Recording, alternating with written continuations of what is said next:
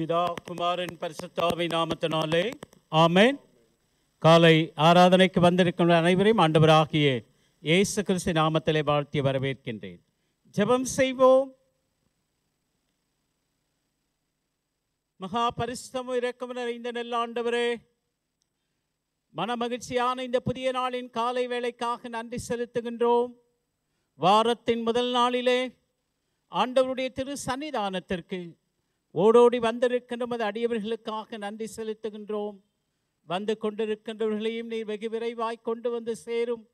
உம்முடைய நாம மகிமைப்படும்படியாக இந்த ஆராதனையிலே ஏறெடுக்கப்படுகின்ற துதி ஸ்தோத்திரங்களுக்காகவும் உம்மை பாடி உம்மை புகழ்ந்து உம்மை மேன்மைப்படுத்தும்படியாகவும் உம்முடைய வார்த்தைகளை படிக்க கேட்கவும் அவைகளை குறித்து சிந்தனையை உமது அடியவரின் வழியாக நாங்கள் கேட்கின்ற உம்முடைய திருவார்த்தைகள் அனைத்தும் எங்கள் வாழ்விற்கு ஆண்டவரே வழியாக, அரணாக, கோட்டையாக, மதிலாக இருந்து ஆண்டவரே ஒவ்வொரு நாளும் உம்முடைய திருவார்த்தைகள் எங்கள் வாழ்விற்கு புதிய ஜீவனை தர தேவரின் உதவி செய்யும். இந்த ஆராதனையை ஆசீர்வதித்து தாரும். துவக்கம் முதல் முடிவு பெறுந்த பிரசன்னம் தங்கி இருக்கட்டும். குற்றம் குறைகள் இருந்தால் தயவாக நீர் பொறுத்தருளும். மீட்பர் இயேசு ஜெபம் கேட்கிற நல்ல பிதாவே.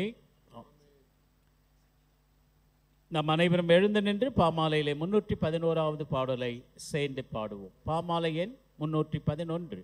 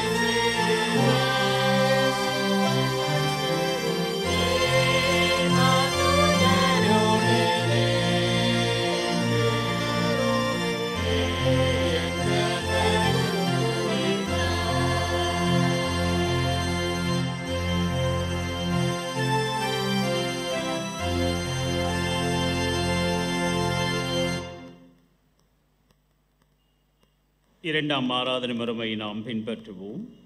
நாம் கடவுளை தொழுவோம். கடவுள் ஆவியாயிருக்கிறார். அவரை தொழுது கொள்ளும் ஆவியோடும் உண்மையோடும் அவரை தொழுது கொள்ள வேண்டும். நம்முடைய பிதாவாகிய கடவுளாலும் கர்த்தராகிய இயேசு கிறிஸ்துவினாலும் உங்களுக்கு கிருபையும் சமாதானம் உண்டாவதாக. இது கர்த்தர் உண்டு பண்ணின நாள். இதிலே களி கூர்ந்து மகிழ கடவோம்.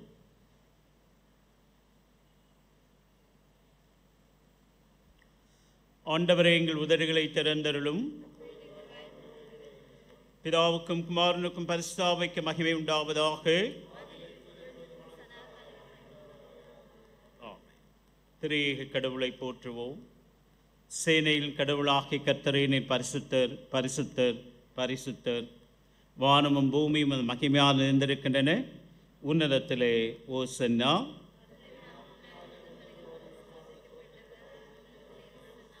கடவுளே, நீர் பரிசுத்தர். சர்வ வல்லவரே, நீர் பரிசுத்தர். சாவாமை உடையவரே, நீர் பரிசுத்தர். ஆண்டவரே, எங்களுக்காக சிலுவையில் அறையுண்ட எங்கள் மீட்பரே, எங்கள் மேல் கிருபையாயிரும். பரிசுத்த ஆவியாகிய ஆண்டவரே, எங்கள் மேல் கிருபையாயிரும். ஆண்டவரே, எங்கள் ஜெபங்களை ஆராதனை ஏற்றுக்கொண்டு எங்கள் மேல் கிருபையாயிரும். நமக்கு பாவமில்லை என்போமானால் நம்மை நாமே வஞ்சிக்கொள்ளாவும். நமக்குள் உண்மை இல்லை. நமது பாவங்களை அறிக்கையிட்டால் பாவங்களை நமக்கு மன்னித்து எவ்வித அநீதமும் நீங்க நம்மை சுத்திகரிப்பதற்கு அவர் நம்பத்தக்கவரும் நீதியும் உள்ளவர். நான் எழுந்து என் தகப்பனிடத்திற்கு போய், தகப்பனை, பரத்திற்கு விரோதமாகவும் உமது பார்வையிலும் நான் பாவம் செய்தேன். இனி உம்முடைய மகன் மகள் என்று சொல்லப்படுவதற்கு நான் பாத்திரன் அல்லல். உம்முடைய கூலிக்காரரில் ஒருவனாக, ஒருத்தியாக என்னை வைத்துக் கொள்ளும் என்பேன். கடவுள் ராஜ்யம் சமீபித்திருக்கிறது. மனம் திரும்பி நற்செய்தி நம்பிக்கை வையுங்கள். நமது பலவீனங்களுக்காக பரிதவிக்க முடியாத பிரதான ஆசாரியர் நமக்கிராமல் எல்லா விதத்திலும் நம்மை போல் சோதிக்கப்பட்டும் பாவமில்லாத பிரதான ஆசாரியர் நமக்கு இருக்கிறார். நாம் அமர்ந்திருந்து மௌனமாக நம்மை நாமே சோதித்தறிவோமாக. சர்வ வல்லமுள்ள கடவுளிடத்தில் நாம் நமது பாவங்களை முதலாவது பாவரிக்கை ஜெபத்தோடு கூட சேர்ந்து செல்லுவோம். சர்வ வல்லமையும் மிகுந்த இரக்கமுள்ள பிதாவே, தப்பிப்போன ஆடுகளைப் போல நாங்கள் உம்முடைய வழிகளை விட்டு வழுவி அலைந்து போனோம். எங்கள் இருதயத்தின் யோசனைகளுக்கும் விருப்பங்களுக்கும் மிகவும் நடுங்கி நடந்தோம். உமது பரிசுத்த கற்பனைகளுக்கு விரோதமாய் குற்றம் செய்தோம். செய்யத்தக்கவரை செய்யாமல் செய்யத்தகாதவை செய்து வந்தோம். எங்களுக்கு சுகமே இல்லை. ஆனாலும் ஆண்டவரே, தேவரீர் எங்கள் ஆண்டவராக இயேசு கிறிஸ்துவின் மூலமாக மனிதருக்கு அருளி செய்த வாக்குத்தத்தங்களின்படியே நிர்வாக்கியமுள்ள குற்றவாளிகளாக அடியாருக்கு இறங்கும். தப்பிதங்களை அறிக்கையிடுகிற எங்கள் மேல் பொறுமையாயிரும். பாவத்தின் துக்கப்படுகளை சீர்படுத்தும் மிக விரக்கமுள்ள பிதாவே, உங்களுடைய பரிசுத்த நாமத்துக்கு மகிமையுண்டாகும்படி நாங்கள் இந்த தெய்வ பக்தியும் நீதியும் தெளிந்த புத்தியும் உள்ளவர்களாய் நடந்து வர இயேசு கிறிஸ்து எங்களுக்கு கிருபை செய்தருளும்.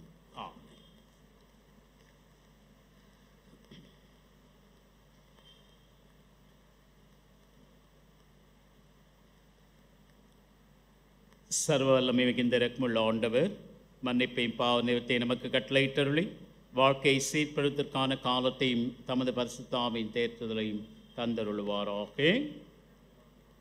ஆண்டவரை துதியுங்கள். அமர்வோம். திருமுறை பாடங்கள் படிக்க கேட்போம்.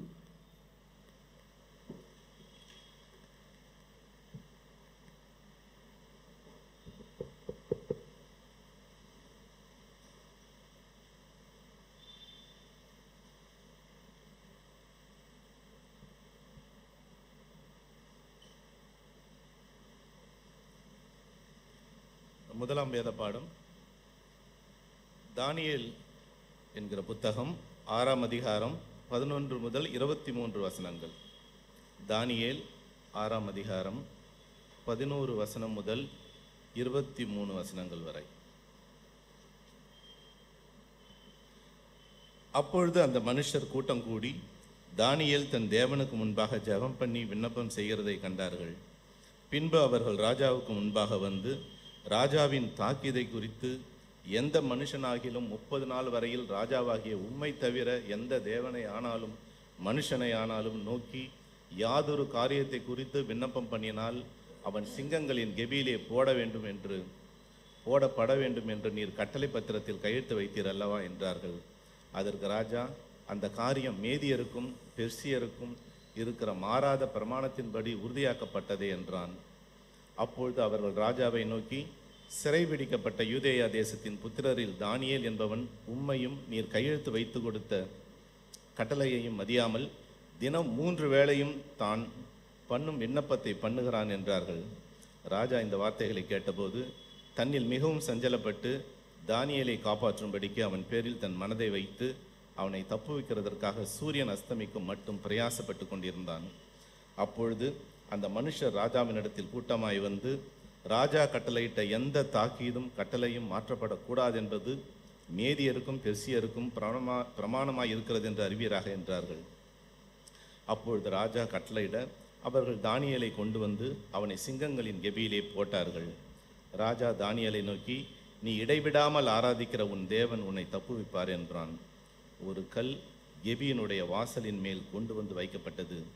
தானியேலை பற்றிய தீர்மானம் மாற்றப்படாதபடிக்கு ராஜா தன் மோதிரத்தினாலும் தன் பிரபுக்களின் மோதிரத்தினாலும் அதன் மேல் முத்திரை போட்டான். பின்பு ராஜா தன் அரண்மனைக்கு போய் இரா முழுதும் போஜனம் பண்ணாமலும் கீதவாத்தியம் முதலானவைகளை தனக்கு முன்பாக வரவட்டாமலும் இருந்தான். அவனுக்கு நித்திரையும் வராமற் போயிற்று. காலமே கிழக்கு வெளுக்கும்போது ராஜா எழுந்திருந்து சிங்கங்களின் கெபிக்கு தீவிரமாய் போனான். ராஜா கெபியின் கிட்ட வந்தபோது துயர சத்தமாய் தானியேலை கூப்பிட்டு, தானியேலே, ஜீவனுள்ள தேவனுடைய தாசனே, நீ இடைவிடாமல் ஆராதிக்கிற உன் தேவன் உன்னை சிங்கங்களுக்கு தப்புவிக்க வல்லவராய் இருந்தாரா என்று தானியேலை கேட்டான். அப்பொழுது தானியேல், ராஜாவே, நீர் என்றும் வாழ்க. சிங்கங்கள் என்னை சேதப்படுத்தாதபடிக்கு தேவன் தம்முடைய தூதனை அனுப்பி அவைகளின் வாயை கட்டி போட்டார். அதேனென்றால் அவருக்கு முன்பாக நான் குற்றமற்றவனாய் காணப்பட்டேன். ராஜாவாகிய உமக்கு முன்பாகவும் நான் நீதிக்கேடு செய்ததில்லை என்றான். அப்பொழுது ராஜா தன்னில் மிகவும் சந்தோஷப்பட்டு தானியேலை கெபியிலிருந்து தூக்கிவிட சொன்னான். அப்படியே தானியேல் கெபியிலிருந்து தூக்கிவிடப்பட்டான். அவன் தன் தேவன் பேரில் விசுவாசித்திருந்தபடியால் அவனில் ஒரு சேதமும் காணப்படவில்லை. வாசிக்க தெரிந்து கொள்ளப்பட்ட திருமறை பகுதி வாசித்தாயிற்று. தேவனே, உமக்கே மகிமை உண்டாவதாக.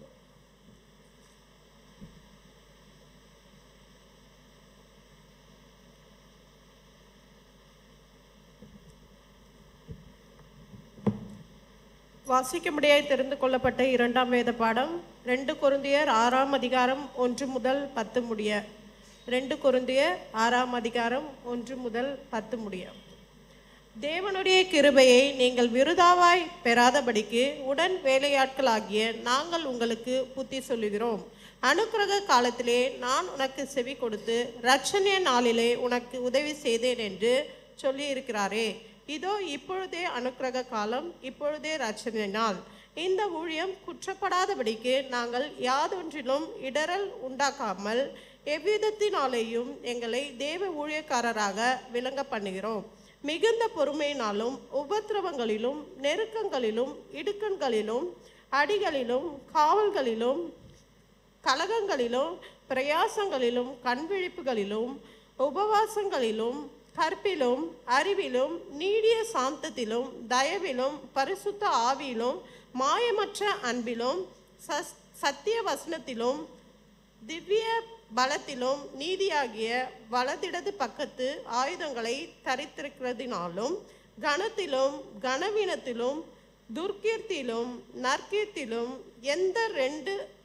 எத்தர் எண்ணப்பட்டாலும் நிஜஸ்தராகவும் அறியப்படாதவர்கள் எண்ணப்பட்டாலும் நன்றாய் அறியப்பட்டவர்களாகவும் சாகிறவர்கள் எண்ணப்பட்டாலும் உயிரோடு இருக்கிறவர்களாகவும் தண்டிக்கப்படுகிறவர்களாகவும் எண்ணப்பட்டாலும் கொல்லப்படாதவர்களாயும் துக்கப்படுகிறவர்கள் எனப்பட்டாலும் எப்பொழுதும் சந்தோஷப்படுகிறவர்களாகவும் தரித்திரர் எனப்பட்டாலும் அநேகரை ஐஸ்வர்யவான்களாகிறவர்களாகவும் ஒன்றுமில்லாதவர்கள் எண்ணப்பட்டாலும் சகலத்தையும் உடையவர்களாகவும் எங்களை விளங்க பண்ணுகிறோம். வாசிக்க தெரிந்து கொள்ளப்பட்ட திருமறை பகுதி வாசித்தாயிற்று. தேவனே, உமக்கே மகிமை உண்டாதாக.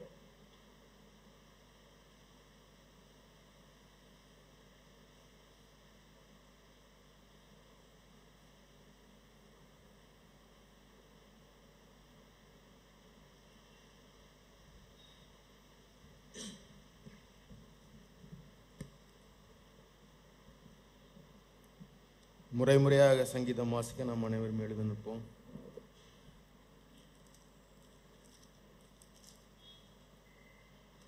வாசிக்கும்படியாக குறிக்கப்பட்ட சங்கீதம் 34.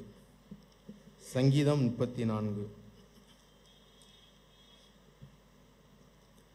நான் கர்த்தரை எக்காலத்திலும் சோஸ்தரிப்பேன், அவர் துதி எப்பொழுதும் என் வாயில் இருக்கும்.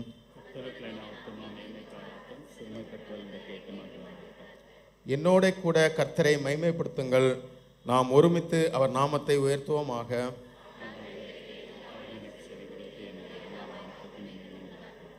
அவர்கள் அவரை நோக்கி பார்த்து பிரகாசம் அடைந்தார்கள், அவர்கள் முகங்கள் வெட்கப்படவில்லை.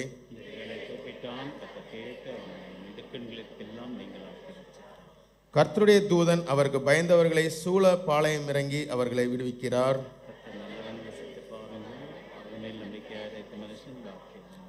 கர்த்தருடைய பரிசுத்தவான்களே, அவருக்கு பயந்திருங்கள், அவருக்கு பயந்தவர்களுக்கு குறைவில்லை.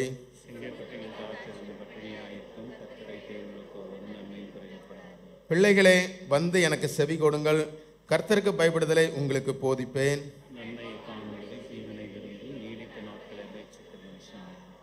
உன் நாவை பொல்லாப்புக்கும் உன் உதிரைகளை கபடங் வசனிப்புக்கும் விலக்கி காத்துக்கொள்.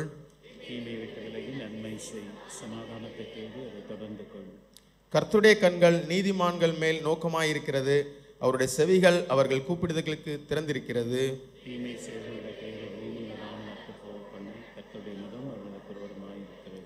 நீதிமான்கள் கூப்பிடும்போது கர்த்தர் கேட்டு அவர்களை அவர்களுடைய எல்லா உபத்திரங்களுக்கும் நீங்களாக்கி விடுகிறார்.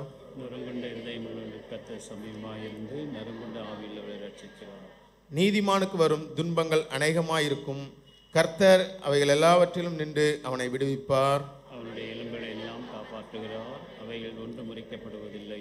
தீமை துன்மார்க்கனை கொல்லும், நீதிமானை பயக்கிறவர்கள் குற்றவாளியா ஆவார்கள். கர்த்தர் தமது ஊழியக்காரன் ஆத்மாவை மீட்டுக் கொள்ளுகிறார், அவனை நம்புகிற ஒருவன் மேலும் குற்றம் சுமராது.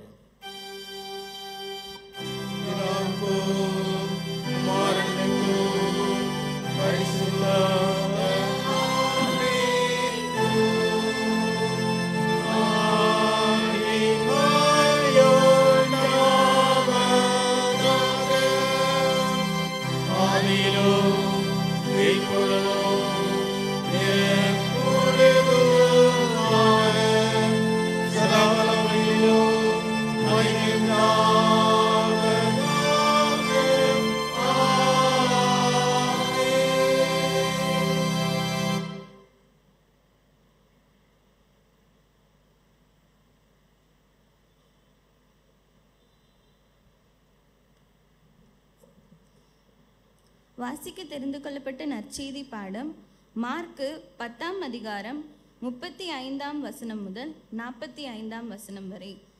மார்க்கு 10ஆம் அதிகாரம் 35ஆம் வசனம் முதல் 45ஆம் வசனம் வரை. அப்பொழுது செபெதேயுவின் குமாரராகிய யாக்கோபும் யோவானும் அவரிடத்தில் வந்து, போதகரே, நாங்கள் கேட்டுக்கொள்ளப் போகிறதை நீர் எங்களுக்கு செய்ய வேண்டும் என்று விரும்புகிறோம் என்றார்கள். அவர் அவர்களை நோக்கி, நான் உங்களுக்கு என்ன செய்ய வேண்டும் என்று விரும்புகிறீர்கள் என்று கேட்டார். அதற்கு அவர்கள், உமது மகிமையிலே எங்களில் ஒருவன் உமது வலது பாரிசத்திலும் ஒருவன் உமது இடது பாரிசத்திலும் உட்கார்ந்திருக்கும்படி எங்களுக்கு அருள் செய்ய வேண்டும் என்றார்கள். இயேசு அவர்களை நோக்கி, நீங்கள் கேட்டுக்கொள்கிறது இன்னதென்று உங்களுக்கே தெரியவில்லை. நான் குடிக்கும் பாத்திரத்தில் நீங்கள் குடிக்கவும் நான் பெறும் ஸ்தானத்தை நீங்கள் பெறவும் உங்களால் கூடுமோ என்றார். அதற்கு அவர்கள், கூடும் என்றார்கள். இயேசு அவர்களை நோக்கி, நான் குடிக்கும் பாத்திரத்தில் நீங்கள் குடிப்பீர்கள், நான் பெறும் ஸ்நானத்தையும் நீங்கள் பெறுவீர்கள்.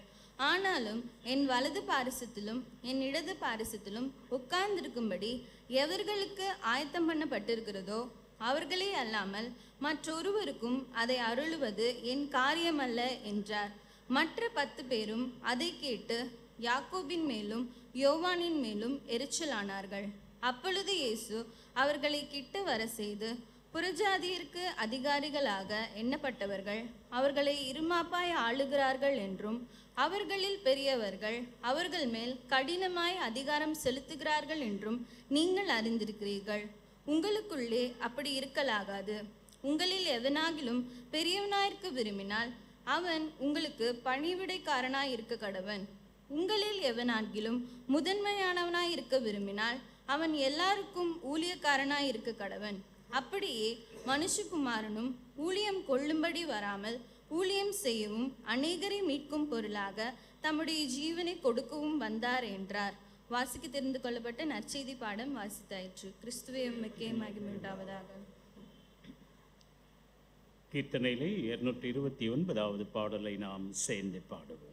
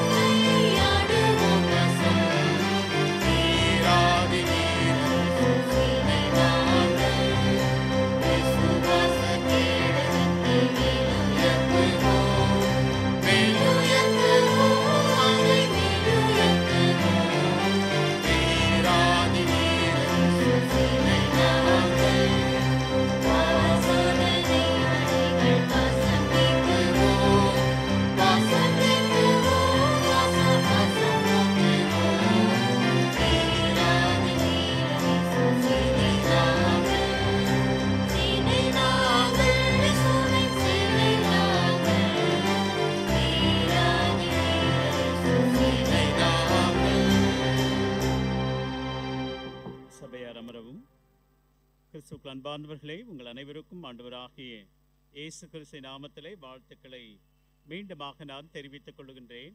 இந்த நாளிலும் கர்த்தருடைய வார்த்தை நம்மிடத்திலே பகிர்ந்து கொள்ள வந்திருக்கின்ற திரு ஐசக் அவர்கள் பம்மல் பத்ரேம் ஆலயத்தில் இந்த நாட்களிலே அவர்கள் கமிட்டி மெம்பராகவும் லே பிரீச்சராக கேட்டகிஸ்ட் ட்ரைனிங்கை முடித்திருக்கிறார்கள். ஆகவே அவர்களை நான் அழைத்த பொழுது அவர்கள் அன்போடு ஏற்றுக்கொண்டு இந்த நாளிலே குடும்பமாக திருமதி ஹேமா ஐசக் அவர்களும் அன்பு மகளும் வந்திருக்கின்றார்கள். குடும்பத்தின் மக்களுக்கு வாழ்த்துக்களை தோத்திரங்களை நான் தெரிவித்துக் கொண்டு கர்த்தருடைய வார்த்தை நம்மிடத்தில் பகிர்ந்து கொள்ள அன்போடு நான் அழைக்கின்றேன்.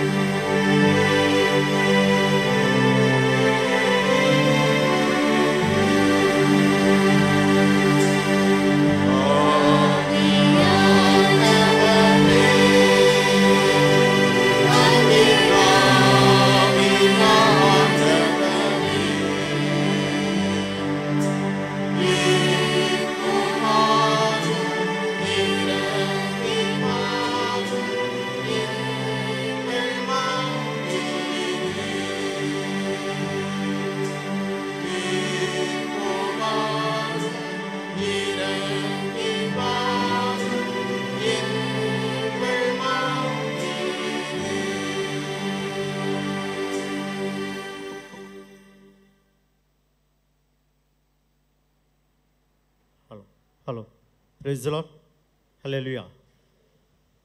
கிறிஸ்துவுக்குள் அன்பார்ந்தவர்களே, இந்த நாளிலே கர்த்தருடைய வார்த்தையில் உங்கள் மத்தியில் பகிர்ந்து கொள்வதில் நான் மிக்க மகிழ்ச்சி அடைகிறேன்.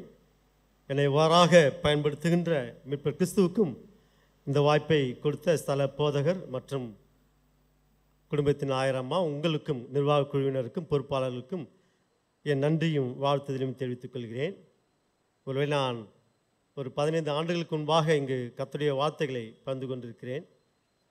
யூத் சர்வீஸ் நினைக்கிறேன். மீண்டுமாக இந்த ஆலயத்தில் நிற்பது நான் மிக்க மகிழ்ச்சி கொள்கிறேன். ஆயர் அவர்கள் சொன்ன விண்ணமாக என்னை அதிகமாக ஊழியத்தின் பாதையிலே ஊக்குவித்தவர், பயன்படுத்தியவர். எங்கள் ஆலயத்திலே 5 ஆண்டுகளுக்கு முன்பாக 5 ஆண்டுகள் பணியாற்றியவர். பம்மல் ஆலயத்தில் பணியாற்றினா எங்கே வேணால் பணியாற்றிடலாம், அப்படி திறம்பட அந்த இடத்துல பணியாற்றியவர். அவர்கள் என்னை கேட்டகிஸ்டாக ஊழியத்திலே அதிகமாக என்னை எடுத்து பயன்படுத்தி வந்தார். இந்த நாளிலும் தொடர்ந்து என்னை பயன்படுத்தி வருகிறார். அவருக்கு உள்ளத்தின் ஆழத்திலிருந்து என் நன்றியை தெரிவித்துக் கொள்கிறேன். இன்றைய நாளிலே நாம் தென்னிந்திய திருச்சபையின் வாயிலாக சிந்திக்கப்படியாக தெரிந்து கொள்ளப்பட்ட தலைப்பு சீடத்துக்கான விலை, காஸ்ட் ஆஃப் டிசபிள்ஷிப். சீடத்துக்கான விலை, சீடராக்குவது.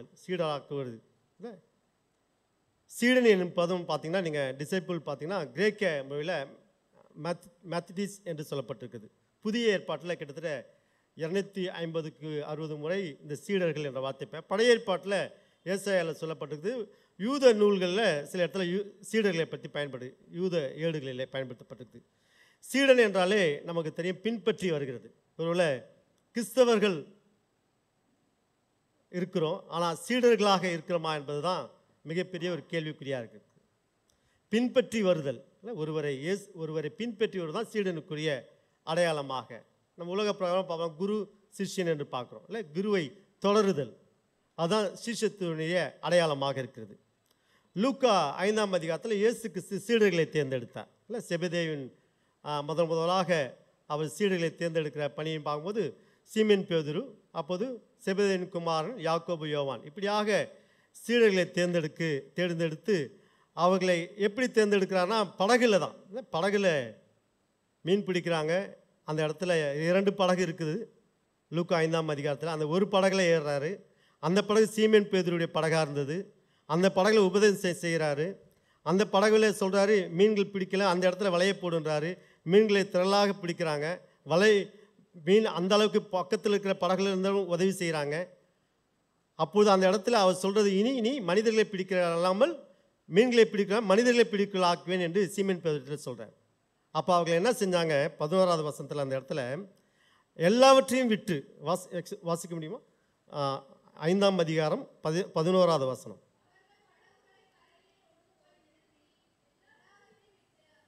அவருக்கு பின் சென்றார். எல்லாவற்றையும் விட்டாங்க. மீன் எவ்வளோ பிடிச்சாங்க, படகு அவங்களோட தொழிலுக்கு உதாரணமாக இல்லை, ஒரு இன்வெஸ்ட்மெண்ட்டாக இந்த படகு, எல்லாவற்றையும் விற்று இயேசு கிறிஸ்துவுக்கு பின் சென்றார்கள். ஆகிய சீடத்துவம் என்பது அவருக்கு பின் செல்வதாக நாம் பார்க்குறோம். லூக்கா 6ஆம் அதிகாரத்தில் 12-14 12 பேரை தெரிந்து கொண்டார்.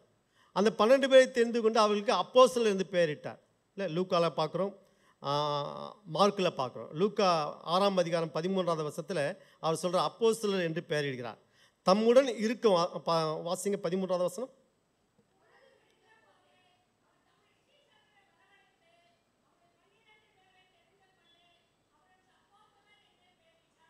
அப்போஸ்தலர் பெயரிட்டு தம்முடன் இருக்கவும் அவர்களை அனுப்பவும் அவர்களை பயன்படுத்தினார். தன்னுடன் இருக்கவும் அவர்களை அனுப்பவும், ஆகவே சீடர்களாக அவர் ஏற்படுத்தி கொண்டார்.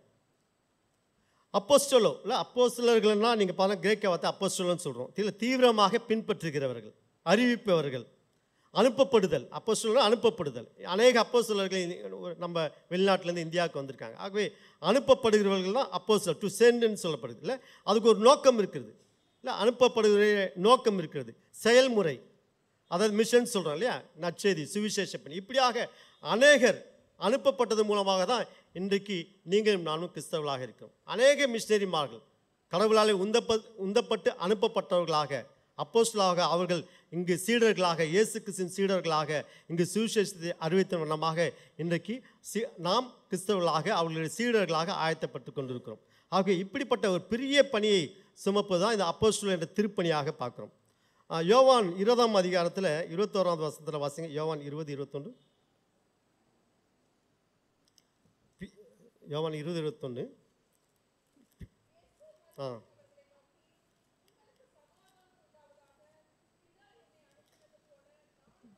பிதா என்னை அனுப்பினது போல நானும் உங்களை அனுப்புகிறேன். இல்லை, பிதா என்னை அனுப்பதை போல நானும் உங்களை அனுப்புகிறேன். இதுதான் நமக்கு கொடுக்கப்பட்டிருக்கிற மிகப்பெரிய ஒரு வார்த்தை, அனுப்புகிற வார்த்தை. ஆகவே கிறிஸ்தவர்கள் அனைவருமே இயேசு கிறிஸ்துவுடைய வார்த்தையின்படி அனுப்பப்பட்டவர்களாக, சீடர்களாக, அநேகருக்கு நற்செய்தியை சொல்வர்களாக மாற வேண்டும். ஒருவேளை கிறிஸ்தவர்களாக மாத்திரம் இருக்கக்கூடாது, சீடர்களாக, அந்த சீடத்துவத்தின் விலையை பெற்றவர்களாக, அதனுடைய சாக்ரிஃபைஸ், அதனுடைய இழப்புகளை, அதனுடைய கஷ்டங்களை, நஷ்டங்களை ஏற்றுக்கொண்டவர்களாக இயேசு கிறிஸ்துவின் சீடர்களாக இருக்க வேண்டும் என்று சொல்ல, பிதா என்னை அனுப்பினது போல நானும் உங்களை அனுப்புகிறேன். அனுப்பினது இல்லை அப்போஸ்தலோ இல்லை பிரித்தெடுத்தல், அனுப்புகிறேன் 2 வார்த்தை இருக்குது. அனுப்பினது போல அனுப்புகிறேன்னு சொல்கிறார். இல்லை, அனுப்பினது அப்போஸ்தலோ பிரித்தெடுத்தல், அனுப்புகிறேன்னா பெம்போ என்ற கிரேக்க வார்த்தை, அதிகாரத்திற்கு அனுப்புகிறேன். இல்லை, அதிகாரம் ஒரு கட்டளையாக அதிகாரத்திற்கு அந்த வார்த்தை வருகிறது. ஆகவே கடவுள் நமக்கு கொடுக்கப்பட்ட மிகப்பெரிய கட்டளை, நீங்கள் உலகமெங்கும் போங்க. இல்லை, பம்மல்ல இங்கே மட்டும் இல்லை, உலகமெங்கும் போங்க, சுவிசேஷத்தை அறிவிங்க, அனைவரும் சீஷராக்குங்கள். இல்லை, மத்தேயு 8ஆம் அதிகாரத்தில் 19-18 வேதபாரகன் ஒரு வருவான். அவன் வந்து சொல்கிறான் 19ஆம் வருஷத்தில், ஒருவன் வந்து போதே நீ எங்கே போனாலும் நான் உண்மை பின்பற்றி வருகிறேன்னு சொல்கிறார். அப்போ இயேசு கிறிஸ்து சொல்ல 20ஆம் வசனம் வாசிங்க.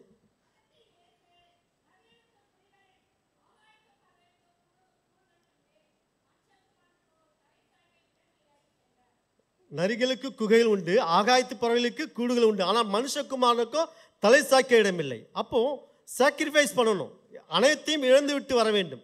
சீடராக்குவது எல்லாவற்றையும் தவிர்த்து, கஷ்டங்கள், நஷ்டங்கள், இழப்புகள், துயரங்கள், வேதனை அனைத்தும் சுமந்து தான் சீடத்துவ பணி. அவன் இந்த இடத்துல சொல்கிறாரு, இப்படிப்பட்ட இதெல்லாம் விட்டு வருவியா? இல்லை, அவன் என்ன பண்ணுறான்? இல்லை, எல்லாத்தையும் விட்டுட்டு அவன் இல்லை போயிடுறான். இல்லை, தன்னை, அதாவது மத்தேயு 16ஆம் அதிகாரத்தில் பார்க்குறோம், தன்னைத்தானே வெறுத்து தன் சிலுவை எடுத்துக்கொண்டு என்னை பின்பற்றி வர கடவுள். இல்லை, இயேசு கிறிஸ்துவை தன்னைத்தானே வெறுக்கிறவர்களாக இருக்க வேண்டும். இயேசு கிறிஸ்துவின் சீடலாக இருப்பது தன்னை வெறுத்து வெறுமையாக்கிறவர்களாக இருக்க வேண்டும். அதான் ரொம்ப அழகாக சொல்ல. வாசிங்க 16-24 வாசிங்க.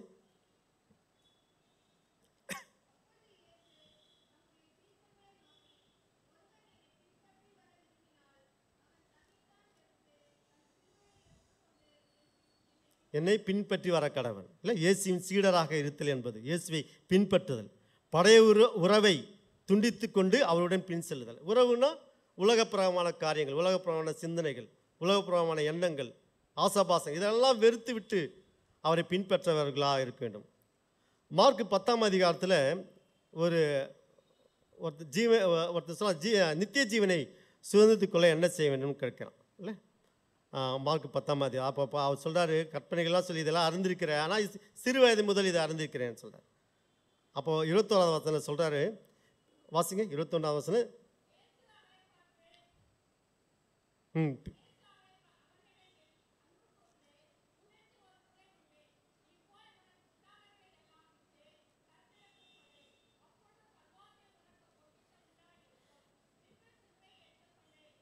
பின்பு சிலுவை எடுத்துக்கொண்டு என்னை பின்பற்றி வா.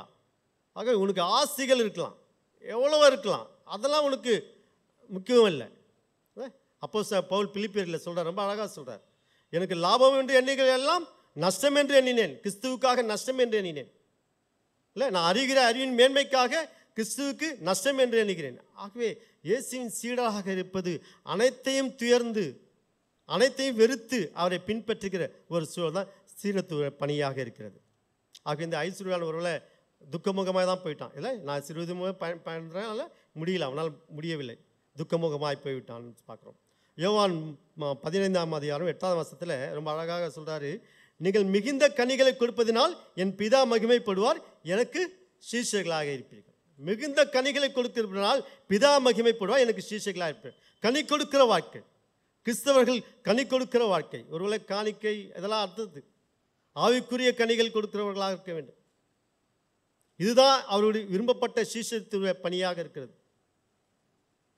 இல்லை, ஆயக்காரன் பரிசேயனுடைய ஜெபத்தை நம்ம பார்க்கணும். லூக்கா 18ஆம் அதிகாரத்தில் ஆயக்காரன்னா இப்படி ஜெபம் பண்ணார், பரிசேயன் எப்படி ஜெபம் பண்ணார். ஆக இப்படிப்பட்ட இல்லை, தன்னை வெறுக்கு அவருடைய சிலுவையை எடுத்துக்கொண்டு பின்பற்றுகிறவர்களாக இருக்க வேண்டும். ஆகவே பிதா மகிமைப்படுகிற பிள்ளைகளாக, இல்லை எனக்கு சீஷராக இருக்கிற பிள்ளைகளாக வேதத்தில் பார்க்கணும். தடையாக இருப்பது அப்போ இந்த இடத்துல செல்வம். இல்லை, செல்வம் தான் தனியாக இருக்குது. வாசிங்க அந்த வசனம் வாசிங்க, 8ஆவது வசனம் வாசிங்க.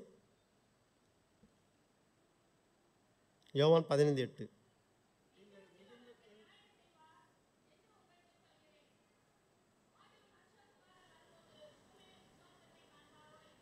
ஓகே. ஆக இந்த இடத்துல இந்த இவனுக்கு நித்திய ஜீவனை சுதந்திரித்துக் கொள்வதற்கு ஐஸ்வர்யானுக்கு எது தடையானது? செல்வம் தான் தடையானது. சீடனாவதற்கு செல்வம் தான் தடையானது.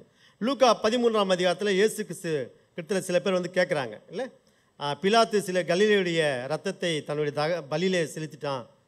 அப்போ இயேசுக்கு சொல்கிறார், அப்போது அவனை காட்டிலே நீங்கள் பரிசுத்தவான்களான்னு கேட்பார்.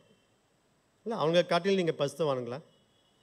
சீலோவாம் கோபுரம் இடிந்து 18 பேரை கொண்டு போட்டது, அப்போ எஸ்லேம் இருக்கிற மனிதர்கள்லாம் பாவிகளா? ஆகவே ஒவ்வொருவரை மனிதர்களாக தீர்க்கிற, அவர்களை அடையாளப்படுத்துகிற, ஒருவேளை யோசித்து பாருங்கள். 13ஆம் அதிகாரத்தில் இயேசு கிறிஸ்து ரொம்ப அழகான ஒரு உவமையை சொல்கிறார். அந்த பின்னாடி நீங்கள் படித்தா சொல்கிறார், இல்லை, ஒரு அத்திமரம், நீண்ட நாட்களாக கனி கொடுக்காத அத்திமரம். அந்த அத்திமரம் கனி கொடுக்கல. சொல்கிறார், உவமை சொல்கிறார், அழகாக சொல்கிறாரு. ஒரு தோட்டத்துக்காரன் அது உரிமையாளர் வந்து சொல்லலாம், இந்த கனி கொடுக்கல, 3 வருடமாக அந்த அத்திமரத்தை கனி கொடுக்க, அதை வெட்டி போட்டுடலாம்.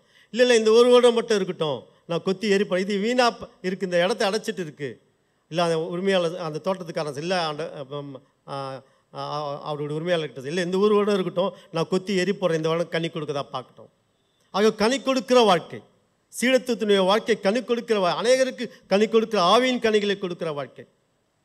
ஒருவேளை COVID-19 நீங்கள் யோசித்து பாருங்கள், அநேக பேர் இல்லை மரணம் அடைஞ்சு அந்த பூமியில் புதைக்கப்பட்டிருக்கிறார்கள். எவ்வளோ பேர் ஒரே வருடத்தில் பூமியில் அடக்கம் செய்யப்பட்டதுன்னா அந்த வருடம் லட்சக்கணக்கான மக்கள். ஒருவேளை அதில் தப்பித்த நாமெல்லாம் ஒருவேளை இப்படி தான் இல்லை கடவுள் கூட்டி கொடுத்திருக்கிறார். ஆகவே சீடர்களாக கடவுள் நம்மை ஆயத்தப்படுத்துவதற்காக நமக்கு இன்னும் அநேக வாய்ப்புகளை கொடுத்திருக்கிறார். கிறிஸ்தவர்களாக இருப்பது மாத்திரமல்ல, இயேசு கிறிஸ்துவின் சீடர்களாக இல்லை குரு சிஷ்யன் என்ற ஒரு தன்மையுள்ளவர்களாக, கடவுளுக்கு ஏற்ற பிள்ளைகளாக, அவருடைய மந்தையிலே நிற்கிற பிள்ளைகளாக இருக்க வேண்டும். 1 ராஜாக்களில் ரொம்ப அழகான எலிசாவுடைய சம்பவத்தை நம்ம பார்க்குறோம். எலியாவுக்கு எலிசா ஒரு ஊழியனாக, உதவி ஊழியனாக இருந்தாலும் எலிசாவுடைய வைராக்கியமாக எலியாவை பின்பற்றினது இல்லை. குருவிடத்திலிருந்து அறிவை பெற்றுக்கொள்ள வேண்டும், படிப்பினையை கற்றுக்கொள்ள வேண்டும், வாழ்வு முறையை கற்றுக்கொள்ள வேண்டும் என்று எலியாவோடு பயணம் செய்த எலிசா இல்லை கடைசி வரைக்கும் அவருடைய சால்வையை எலியாவுடைய சால்வையை போற்றி எலிசாவை சீடனாக ஏற்றுக்கொள்கிறார். நீங்கள் 2 ராஜாக்கள் நீங்கள் பார்த்தீங்கன்னா 2ஆம் அதிகாரம் 9ஆம் வருஷத்தில் நீங்கள் படித்தீங்கன்னா ரொம்ப அழகாக சொல்கிறார் இல்லை. என்ன சொல்கிறாரு? ஒரு சுழல் காற்று வந்து எலியாவை பரலோகத்துக்கு எடுத்துட்டு வர போகுது. அப்போ அவர் சொல்கிறாரு, இல்லை, நான் பெத்தேலுக்கு போகிறேன், நீ இங்கேயே இருன்னு சொல்கிறார். ஆனால் எலிசா இல்லை, நான் உங்களோட வருவேன், நான் எரிகோவுக்கு போகிறேன்னு சொல்கிறாரு. இல்லை, நான் உங்களோட வருவேன், கடவுளுடைய ஜீவனை கொண்டு சொல்லுகிறேன்னு சொல்கிறார். நான் உங்களோடு வருவேன்னு சொல்கிறேன். யோர்தானுக்கு போகிறேன், நீ இங்கேயே இரு. இல்லை, நான் உங்களோட வருவேன். கடைசி வரைக்கும் தன்னுடைய குருவை பின்பற்ற சீடனாக எலிசா இருந்ததை பார்க்கிறோம். கடைசியிலே அவன் கடவுளுடைய ஆசீர்வாதத்தை, எலியாவுடைய ஆசீர்வாதத்தை பெற்றுக்கொண்ட எலிசாவாக பார்க்குறோம். இப்படிப்பட்ட சீடனாக, ஊழியக்காரர்களுக்கு சீடனாக இருந்தது. அப்போ பவுல் கூட தீமோத்தேயுவில் 3ஆம் அதிகாரத்தில் ரொம்ப அழகாக சொல்வார். தீமோத்தேயுவை குறித்து சொல்வார், எனக்கு உண்மையுள்ள ஒரு உதவி ஊழியக்காரன், உண்மையுள்ளவன், உத்தமன், தனக்கு நான் நினைத்ததை அப்படியே செய்பவன். இதுதான் சீடத்துவத்தின் பணியாக இருக்கிறது. ஆகவே இப்படிப்பட்ட சூழலிலே கடவுள் நம்மை உயர்த்துகிறவராக, நம்மை அர்ப்பணிக்கிறவராக இருக்கிறார். வாசிக்கப்பட்ட வேத பகுதியில் தானியேல் 6ஆம் அதிகாரம் 23 வருஷத்தில் நம்ம பார்த்தோம். அதில் தானியேல் ஒருவேளை தரியு ராஜா வந்து அந்த இடத்துல ரொம்ப கரிசனையோடு பின்பற்றுகிறார். ஒருவேளை அவனுக்கு விசேஷித்த ஆவி இருந்தது என்று ராஜா எண்ணுகிறார். இதற்கு முன்பாக 5ஆம் அதிகாரத்தில் நீங்கள் பார்த்தீங்கன்னா தானியேலை நேபுகாத்நேச்சார் தான் அவர் எடுத்து பயன்படுத்துகிறார். இந்த கடைசி பகுதியில் நீங்கள் பார்த்தீங்கன்னா நேபுகாத்நேச்சார் பலவீனப்பட்ட போது, தடுமாறிய போது தானியேலை பற்றி சொல்கிறாங்க. இல்லை, ஒருவன் இருக்கிறான், அவன் சொப்பனத்துக்கு விளக்கம் கொடுக்குறவன், இல்லை புதையலை தேடுகிறவன், அறிவுள்ளவன், ஞானம் படைத்தவன், புத்தியுள்ளவன். அப்போது தானியேலை அந்த நேபுகாத்நேச்சார் பயன்படுத்தும் போது 17ஆம் வருஷத்தில் ரொம்ப அழகான ஒரு வசனம், தானியேல் 5ஆம் அதிகாரம் 17வது வசனம் வாசி.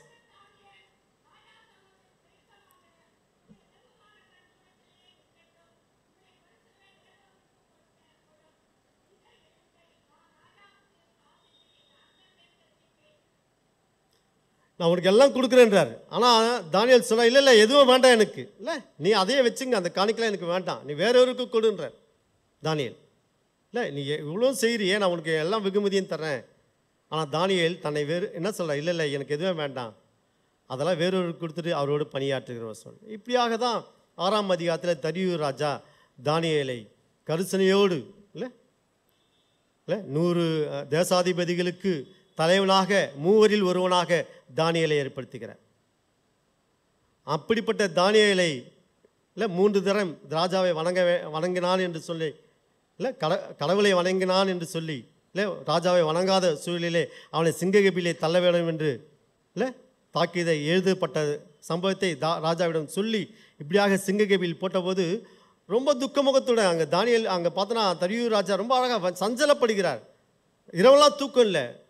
இல்லை யோசித்து பாருங்கள், இந்த இடத்துல தான் தானியேல் சீடனாக, கடவுளுடைய சீடனாக இருக்கிறார். இரவு முழுவதும் ராஜா அவனை குறித்து வேதனைப்படுகிறார், சஞ்சலப்படுகிறார்.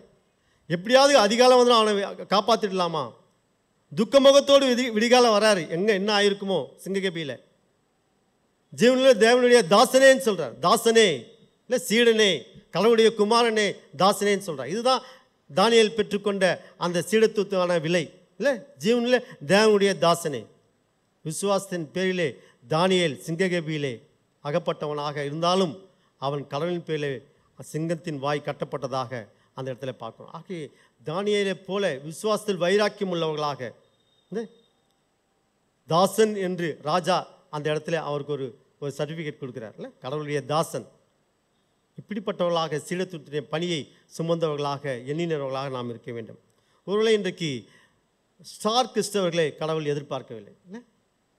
இல்லை ஒருவேளை இன்றைக்கு ஸ்டாராக காட்டிக்கொண்டிருக்கிற அநேக கிறிஸ்தவர்கள், சூப்பர் ஸ்டார் கிறிஸ்தவர்கள் மாரி இன்றைக்கி நிறைய பேர் இருக்கிறாங்க.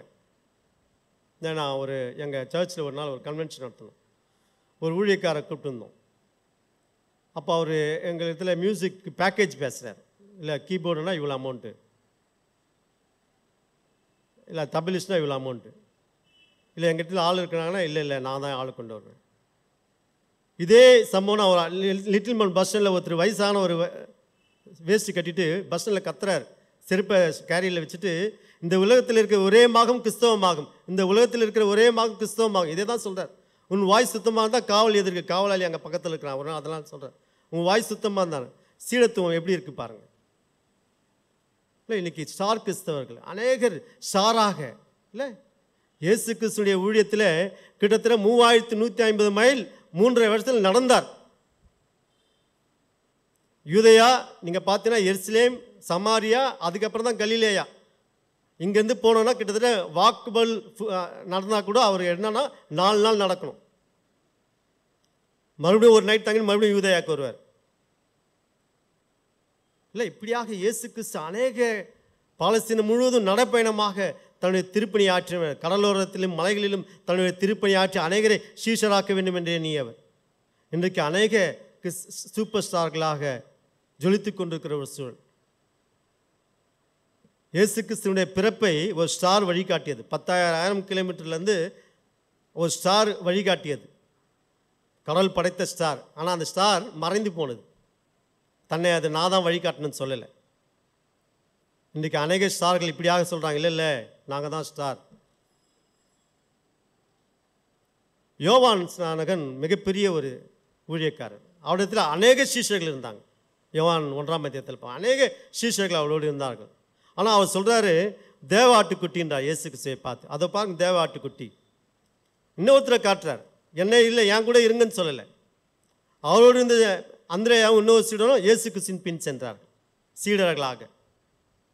கடைசி வரைக்கும் பின் சென்று அவர்கள் வீட்டில் தங்கினார்கள். இப்படியாக யோவான் தன்னை மறைத்து கொண்டார். அவர் ஸ்டாராக இருந்தாலும் தன்னை மறைத்து கொண்டார். ஆனால் இயேசு கிறிஸ்துவோட அநேக சீடர்களை அனுப்புவதற்கு அங்கு யோவான் அங்கு செயல்பட்டார். தன்னை மறைத்து கொண்டு அநேகரை சீடராக்குவது. இன்றைக்கு இந்த சீடத்தினுடைய பணி குறைந்து கொண்டிருக்கிற ஒரு சூழல். இல்லை போட்டி பொறாமைகள், ஸ்டார்களுக்குள்ள போட்டி பொறாமைகள், பிரச்சனைகள் ஆகிய கடவுள் இப்படிப்பட்ட உண்மையுள்ள ஒரு சீடர்களை விரும்புகிறார். தெரேசா நீங்கள் யோசித்து பாருங்கள். அன்னை தெரேசா உண்மையாக அவங்களாம் ஒரு அப்போஸ்தலர் இல்லை, எந்தவித எதிர்பார்ப்பும் கிடையாது. 3 நிலவில் ஏழை இருந்தால் கூட நான் பயன்படுத்துவேன். அவங்க பெரிய மீட்டிங்கோ ஊழியமோ மெசேஜோ திருச்சபை ஒரு 5000 பேர் கூட்டம் மெசேஜாக கொடுத்ததில்லை. எளிமையான ஊழியம். பத்திரிகையாளர் கேட்டால் இந்த ஊழியத்தை தூண்டுவது யார், உங்களை தூண்டினது யாரும், ஒரே வார்த்தை இயேசு கிறிஸ்துன்னு முடிச்சிட்டாங்க. இப்படிப்பட்ட ஸ்டார்களாக சீடர்களாக இன்றும் பேசப்படுகிறார் அன்னை தெரேசா. ஆஸ்திரேலியாவிலேருந்து வந்த ஸ்ட்ரெயின் இல்லை, தன் குடும்பத்தையே இழந்தார். இப்படியாக கடவுளுடைய சீடர்களாக நாம் இருக்க வேண்டும். மத்தேயு 28ஆம் அதிகாரத்தில் ரொம்ப அழகான இயேசு கிறிஸ்து நமக்கு கொடுக்கப்பட்ட கட்டளை நீங்கள் பார்த்தீங்கன்னா 28ஆம் அதிகாரத்தில் 18லேருந்து 20 வசனத்தில் வாசிங்க. 19ஆம் வசனம் வாசிங்க.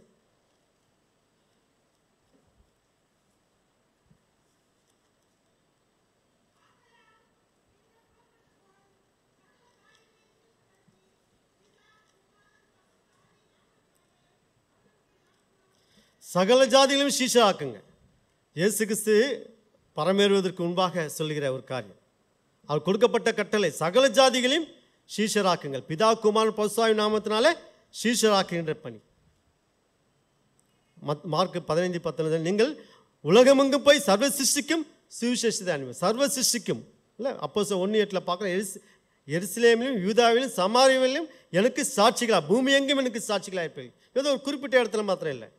இயேசு கிறிஸ்து இந்தியாவில் மட்டும் கீழ்ப்படுதலும் உண்மையும் நல்லவர்களையும் எதிர்பார்க்கல, உலகத்தில் இருக்கிற அனைத்து மக்களிடத்திலும் கீழ்ப்படுதலையும் உண்மையை எதிர்பார்க்கிறார். ஆகதான் சர்வ சிருஷ்டிக்கும் சுவிசேஷத்தை அறிவிக்கின்ற சீடர்களாக உலகமெங்கும் போய் எனக்கு சுவிசேஷத்தை அறிவிங்கள்னு சொல்கிறார். 18ஆவது வசனத்தை சொல்ல, வானத்திலும் பூமியிலும் சகல அதிகாரம் எனக்கு கொடுக்கப்பட்டிருக்கிறது, ஆகவே நீங்கள் உலகமெங்கும் போங்க. இல்லை, நமக்கு கொடுக்கப்பட்ட மிகப்பெரிய ஒரு கட்டளையே இந்த 19ஆம் வசனத்தில் புறப்பட்டு போய் சீஷராக்கி. இல்லை, அழகான 4 வார்த்தை. புறப்பட்டு போய் சீஷராக்கின்னா கிரேக்க வார்த்தையில் அப்படியே சொல்லப்பட்டது. ஞானஸ்தானம் கொடுத்து உபதேசம் பண்ணுங்கள். இல்லை, 20ஆம் வசனம் உபதேசம் பண்ணுங்கள். வினைச்சொற்கள் இல்லை, செயல்படுத்துகிற வினைச்சொற்களாக, இந்த செயலை குறிக்கிற சொல்லாக எல்லாம் புறப்பட்டு போங்க, சீஷராக்குங்க, ஞானஸ்தானம் கொடுங்க, உபதேசம் பண்ணுங்க. ஆக பிரதான கட்டளையிலே முக்கியமான கட்டளையாக இது இருக்கிறது. இங்கிலீஷ் பைபிளில் நீங்கள் பார்ப்போம்னால் இதில் 3 வினையச்சங்களாக இல்லை, கோ யூ தேர்ஃபோர்னு போட்டிருக்கோம். இல்லை, இப்படியாக இல்லை, புறப்பட்டு போய், புறப்பட்டு போகையிலே, இப்படி ஒரு வார்த்தை வினைச்சொல். ஆக செயலை குறிக்கும் இந்த 4 வினைச்சொல்லும் கட்டளை சொல்லாக புறப்பட்டு போங்க, சீஷராக்குங்க, ஞானஸ்தானம் கொடுங்க, உபதேசம் பண்ணுங்க. இதில் சீஷராக்குன்ற மிகப்பெரிய ஒரு பணி தான் முக்கியமான பணி. இல்லை, ஞானஸ்தானம் கொடுத்தா சீஷராக்கிடலாம், உபதேசம் பண்ணால் சீஷராக்கிடலாம், புறப்பட்டு போனால் சீஷராக்கிடலாம். சீஷராக்குவது தான் மிகப்பெரிய ஒரு பணி. அதுதான் நமக்கு கொடுக்கப்பட்ட கட்டளை, பிரதான கட்டளை, மிக முக்கியமான கட்டளை. சகல ஜாதிகளையும் சீஷராக்குவது. இல்லை, அதாவது இந்த சீஷராக்குற பணி மிகப்பெரிய ஒரு உலகத்துக்குரிய ஒரு சேவை பணியை குறித்து பேசுகிறது. சேவை பணியை குறித்து பேசுகிறது பார்க்க. அதாவது நிறை, இனம், ஜாதி, மொழி, பிராந்தியம் எல்லாம் கிடையாது, உலகமெங்கும் போய் இப்படியாக அநேகரை சீடராக்குற பணிகளை நாம் சுமக்கிறவர்களாக இருக்க வேண்டும். வாசிக்கப்பட்ட 2ஆம் வேத பகுதி அப்போஸ்தலனாகிய பவுல் ரொம்ப அழகாக அவர் சொல்கிறாரு, கடவுளுடைய ஊழியனாக அவர் சொல்கிறதை நம்ம பார்க்குறோம். 2ஆம்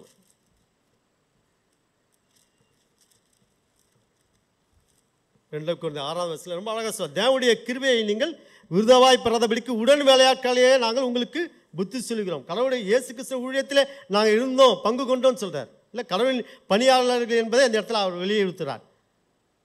எங்கள் நடத்தையை காட்டுகிறார். அதில் 3ஆவது வசனத்தில் பார்க்க 4ஆவது வசனம், மிகுந்த பொறுமையினாலும் உபத்திரவாலும் நெருக்கங்களாலும் இடுக்கங்களாம். ஆகவே இப்படிப்பட்ட பிரச்சனைகள், சோதனைகள், கஷ்டங்கள் ஊழியத்தின் பாதையிலே வரும்.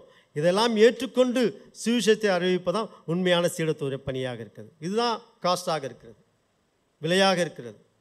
துயரங்கள் உண்டு, ஊழியத்தில் கஷ்டங்கள் உண்டு.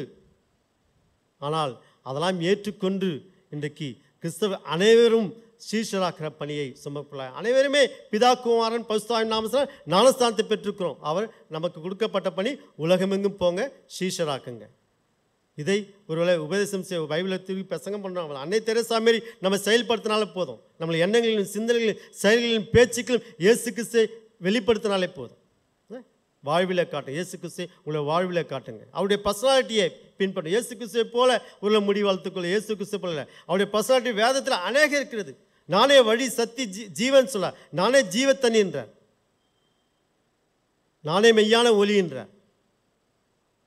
ஆக இப்படிப்பட்ட பர்சனாலிட்டியை காட்டுகிற சீடர்களாக நாம் இருக்க வேண்டும். ஏன் அதான் அப்போ ரொம்ப அழகாக சொல்ல 9-10 வசனத்தில், அறியப்பட்டவர்கள் எண்ணப்பட்டாலும் நன்றாய் அறியப்பட்டவர்களாகவும், சாகிறவர்கள் எண்ணப்பட்டாலும் உயிரோடு இருக்கிறவர்களாகவும், தண்டிக்கப்படுவர்கள் எண்ணப்பட்டாலும் கொல்லப்பட்டவர்களாகவும் நாங்கள் கடவுளுடைய ஊழியக்காரர்களாக இருக்கிறோம். 10ஆம் வசனம் ரொம்ப அழகாக சொல்கிறார் இல்லை, துக்கப்படுவர்கள் எண்ணப்பட்டாலும் எப்போதும் சந்தோஷமாக இருக்கிறவர்களாகவும், தரித்திரர் எண்ணப்பட்டாலும் அநேகரை ஐஸ்வர்யங்களாக்கிறவர்களாகவும், ஒன்றுமில்லாத இருந்தாலும் பரவாயில்ல, நாங்கள் நம்முடைய சுவிசேஷத்தை சீடராக்கிற பணியை செய்வோம்னு அப்போஸ்தலன் பவுல் சொல்கிறார். ரொம்ப அழகாக சொல்கிறார். பவுலுடைய வாழ்க்கையிலே கடவுளை பின்பற்றின ஒரு உண்மையான ஒரு சுவிசேஷனாக இருந்தார் இல்லை. அவர் அதெல்லாம் தான் சொல்கிறார். எல்லாம் நஷ்டம், என்னுடைய ஆசையெல்லாம் நஷ்டம்னு சொல்கிறார். அப்படிப்பட்ட இறை மக்களாக, கடவுளை பின்பற்றி வாழ்கிற மக்களாக, அவரோடு பின் செல்கிற மக்களாக நாம் இருக்க வேண்டும். மத்தேயு 10ஆம் அதிகாரம் நம்ம வாசிக்கப்பட்ட நற்செய்தி பகுதி 35-46 வசனத்தை செபெதேயுவின் குமாரன் யாக்கோபும் யோவானும் இல்லை சொல்கிறாங்க. என்ன சொல்கிறாங்க அவங்க? உங்களுடைய வலது பாரசத்தில் எனக்கு ஒரு இடம் வேண்டுமான்னு கேட்குறாங்க. கூடுமா? அதான் கேட்குறாங்க. நீங்கள் உங்கள் இடத்துல ஒன்று கேட்க போகிறோம், நீங்கள் அதை எங்களுக்கு செய்யணும். வலது பாரசத்தில் இடது பாரசத்தில் எங்களுக்கு இடம் இருக்குமா? அப்போ இயேசு ரொம்ப அழகாக சொல்கிறார். இல்லை இல்லை, அது வாசிங்க 38வது வசனம் வாசிங்க.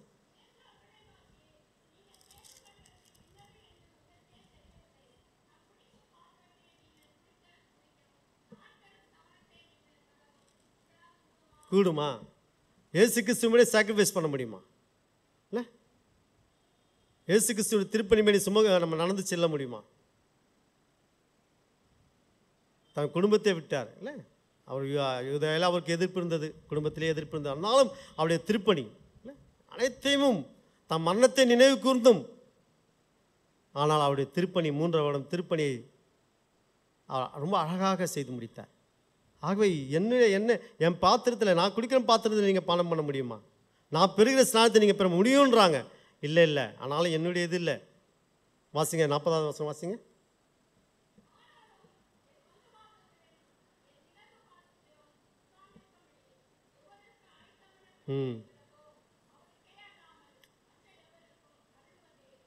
எவளுக்கு ஆயத்தம் பண்ணுறோ அவளுக்கே தான் இல்லை. கடவுளுடைய பார்வையிலே நீங்களும் நானும் எப்படி வாழ்ந்து கொண்டிருக்கிறோம், இதுதான் சீடராக்கிற பணி. ஆகவே கிறிஸ்தவர்களாக நாம் இயேசு கிறிஸ்துவின் சீடர்களாக கிறிஸ்தவர்களாக இருக்கிறோம். ஆனால் இன்னும் சீடராக்கிற பணி, சீடர்களாக்கிற பணியை சுமக்கிறவர்களாக இருக்க வேண்டும். ரொம்ப அழகாக யோவானில் 13ஆம் அதிகாரம் 34-35 வசனத்தில் ரொம்ப அழகாக சொல்ல. யோவான் 13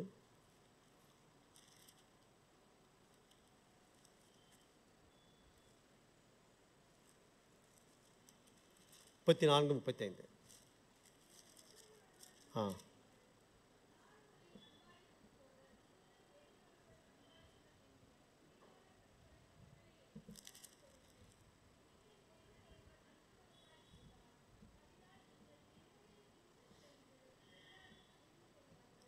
நீங்கள் ஒருவர் அன்புள்ளவர்களாக இருந்தால் அதனால நீங்கள் என்னுடைய சீஷர்கள் என்று எல்லாரும் அறிந்து கொள்வார் இல்லை. அன்புள்ளவர்களாக இருந்தாலே போதும். ஒருவர்களை அன்பு செலுத்துவது, ஏற்றுக்கொள்வது, குடும்பத்திலே, திருச்சபையிலே, சமுதாயத்தில் இல்லை, இதுவே குறைந்திருக்கிறது இல்லை. ஆகவே அன்புள்ளவர்களாக, இந்த அன்பு தான் குறைந்து போச்சு. இந்த கோவிட்-19 வரும்போது நீங்கள் பார்த்தீங்கன்னா உறவினர்கிட்ட கூட நம்ம போக முடியல இல்லை, உறவினர் கூட நம்ம எட்டி பார்க்க முடியல. பயங்கரமான ஒரு சிச்சுவேஷன். அன்பு அப்போ தான் நம்ம சோதித்து பார்த்தோம். கடவுள் அன்பை சோதித்து பார்த்தா, உங்கள் அன்பு எப்படி இருக்குன்னு பார்த்தா, உறவினர்களுக்கெல்லாம் நீங்கள் எப்படி உதவி பண்ணுறீங்க. கோவிட் சுச்சுவேஷனில் என் சிஸ்டர் கூட நான் போய் பார்க்கல, எங்கே நம்புக்கு வந்துடுமோன்னு சொல்லி இல்லை. அதான் சொல்ல அன்பு இல்லை, உலகமும் போய் இல்லை, மற்ற அன்பு செலுத்துவதுதான் மிகப்பெரிய பணி. கடவுள் இயேசுக்கு இதுதான் செய்தார். இப்படிப்பட்ட சீடத்துவ பணியை மேற்கொள்ளவர்களாய் நாம் இருக்க வேண்டும். கடவுள் அன்புள்ளவர்களாக இருக்கிறார். அப்படிப்பட்ட நாமும் மற்றவர்களுக்கு ஒருவர்கள் அன்புள்ளவர்களாக இருக்க வேண்டும். ஆகிய இப்படிப்பட்ட இயேசு கிறிஸ்துவுடைய சீடராக்கிற பணியை நாமும் கிறிஸ்துவாகிய நாமும் சுபக்கிற பிள்ளைகளாக இருக்க வேண்டும். ஒருவேளை இது உலகம் வியந்து பார்க்குற ஒரு சூழல், உலகமெங்கும் கிறிஸ்தவர்களை பார்த்து கொண்டிருக்கிற ஒரு சூழல்.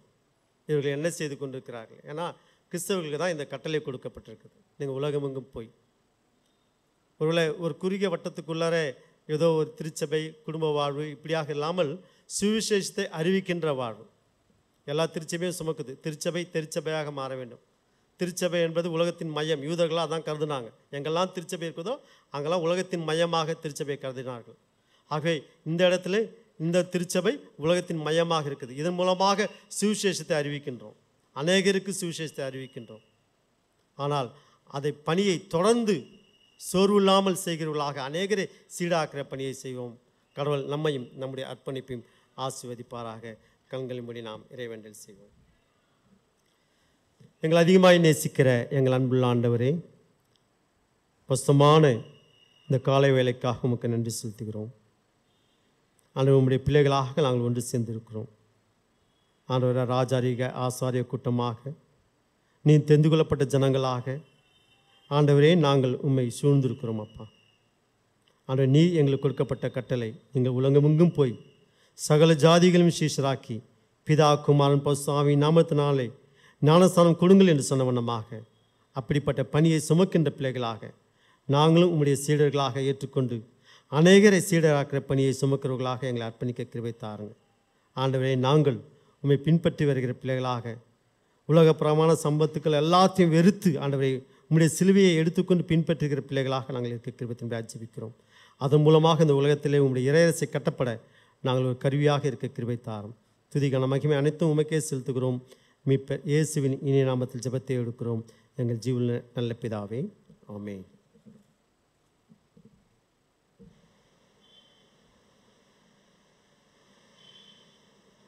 கர்த்தருடைய வார்த்தையை நம்மிடத்தில் பகிர்ந்து கொண்டு சகோதரர் ஐசக் அவர்களுக்கு நன்றிகளை நான் தெரிவித்துக் கொள்கின்றேன். கேட்ட வார்த்தையிலே நாம் நிலைத்திருக்கின்றவர்களாக எழுந்து நின்று அப்போஸ்தலர் விசுவாச பிரமாணத்தை சேர்ந்து நாம் அறிக்கை செய்வோம். வானத்தையும் பூமியும் படைத்த சர்வவல்ல பிதாவாகிய தேவனை பரிசுத்தாவினாலே கன்னிமரியால் பிறந்தார். பந்தமிலாத்துவின் காலத்தில் பாடுபட்டு சிலுவையில் அறைந்து மறித்து அடக்கப்பட்டு பாதாளத்தில் இறங்கினார். 3ஆம் நாள் மரித்தவர்க்கு எழுந்தருளினார். மறுமணத்திற்கு ஏறி சர்வவல்ல பிதாவாகிய தேவன் வலதுபார்சலில் வீற்றிருக்கிறார். அவிடத்தில் உயிருள்ளோரை மறித்தோரை நியாயம் தீர்க்க வருவார். பரிசுத்தாவை விசுவாசிக்கிறேன். பொதுவாக இருக்கிற பரிசபை பரிசுவால் ஐக்கியம் பாவம் மன்னிப்பு சரீர விட்டு நித்திய ஜீவன் என்று விசுவாசிக்கிறேன். ஆண்டவர் உங்களோடு இருப்பாராக. ஜெபம் செய்வோம். கர்த்தாவே எங்களுக்கு இறங்கும், கர்த்தாவே எங்களுக்கு இறங்கும். பரமனிருக்க எங்கள் பிதாவே, உம்முடைய நாமம் பரிசுத்தப்படுவதா, உம்முடைய ராஜ்யம் வருவதா, உம்முடைய சித்தம் பரமனிடத்திலே செய்யப்படுவது போல பூமியிலேயும் செய்யப்படுவதா. அன்றர் வேண்டிய அப்பத்தை எங்களுக்கு தார். எங்களுக்கு விரோதமாய் குற்றம் செய்வர்களுக்கு நாங்கள் மன்னிக்கிறது போல எங்கள் குற்றங்களை எங்களுக்கு மன்னியும். எங்களை சோதனைக்கு பிரவேசிக்க பண்ணாமல் தீமையை ரட்சித்துக்கொள். ராஜ்யம் வல்லமை மகிமையும் என்றென்றைக்கும் உடையவில்லை. சபையார் அமரவும். திருச்சபைக்கான அறிவிப்புகளை நாம் கேட்போம்.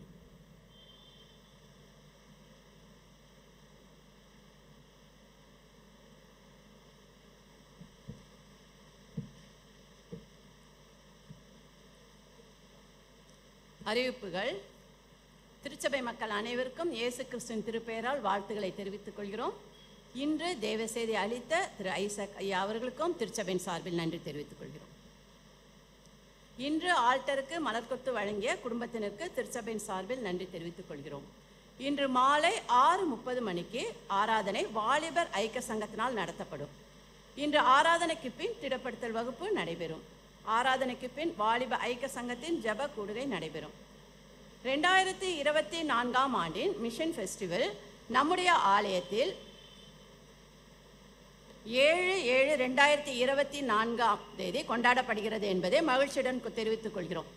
இதற்கான ஆயத்தத்திற்காக இன்று காலை ஆராதனைக்கு பின் அனைத்து ஐக்கிய சங்கங்களின் செயலர், பொருளர், கன்வீனர் மற்றும் சேகரக்குழு உறுப்பினர்கள் சற்று நேரம் தங்கி செல்லும்படி கேட்டுக்கொள்கிறோம். வருகின்ற 30/6/2024 ஞாயிற்றுக்கிழமை வாலிப ஐக்கிய சங்கத்தின் ஒரு நாள் ஒடுக்க கூட்டம் நடைபெறும். காலை 11 மணி முதல் 4 மணி வரை நடைபெறும். ஆலயத்தின் அனைத்து வாலிப பிள்ளைகளும் இக்கூட்டத்தில் கலந்து கொள்ளும்படி அழைக்கப்படுகிறீர்கள். அவர்களுக்கான மதிய உணவு வழங்கப்படும். 26/6/2024 புதன்கிழமை இரவு 7 மணிக்கு ஆண்கள் ஐக்கிய சங்கத்தினரும், 28/6/2024 வெள்ளிக்கிழமை மாலை 6:30 மணிக்கும் பெண்கள் ஐக்கிய சங்கத்தினர் ஆலயத்தில் கூடி ஜெபிப்பார்கள். டாக்டர் ராதாகிருஷ்ணன் சாலையில் அமைந்துள்ள CSI பிஷப் நியூபெகின் காலேஜில் எஜுகேஷனில் தற்பொழுது டீச்சர்ஸ் ட்ரைனிங்கான அட்மிஷன் நடைபெற்று கொண்டிருக்கிறது. விருப்பம் உள்ளவர்கள் ஆயர் அவர்களை அனுப்பவும். இதற்கான விளம்பரத்தை நம்முடைய நோட்டீஸ் போர்டில் போடப்பட்டுள்ளது. காணிக்கை விவரம்.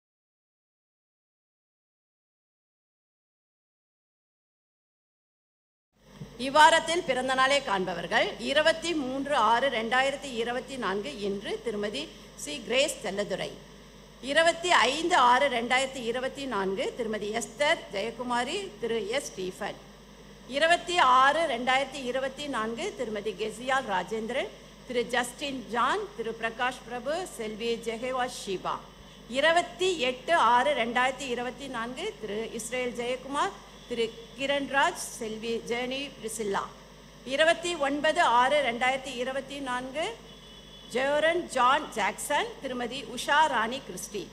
இவ்வாரத்தில் திருமண நாளை காண்பவர்கள் 23/6/2024 இன்று திரு ஆர்.எம். ரேனியஸ், திருமதி பியூலா ரேனியஸ் தம்பதியர், 24/6/2024 திரு பி. அருண் ஆப்ரகாம், திருமதி மெட்டில்டா அருண் தம்பதியர். இவ்வாரத்தில் பிறந்த நாள் மற்றும் திருமண நாள் காணும் இவர்கள் யாவரையும் இயேசு கிறிஸ்துவின் திருப்பெயரால் வாழ்த்துகிறோம்.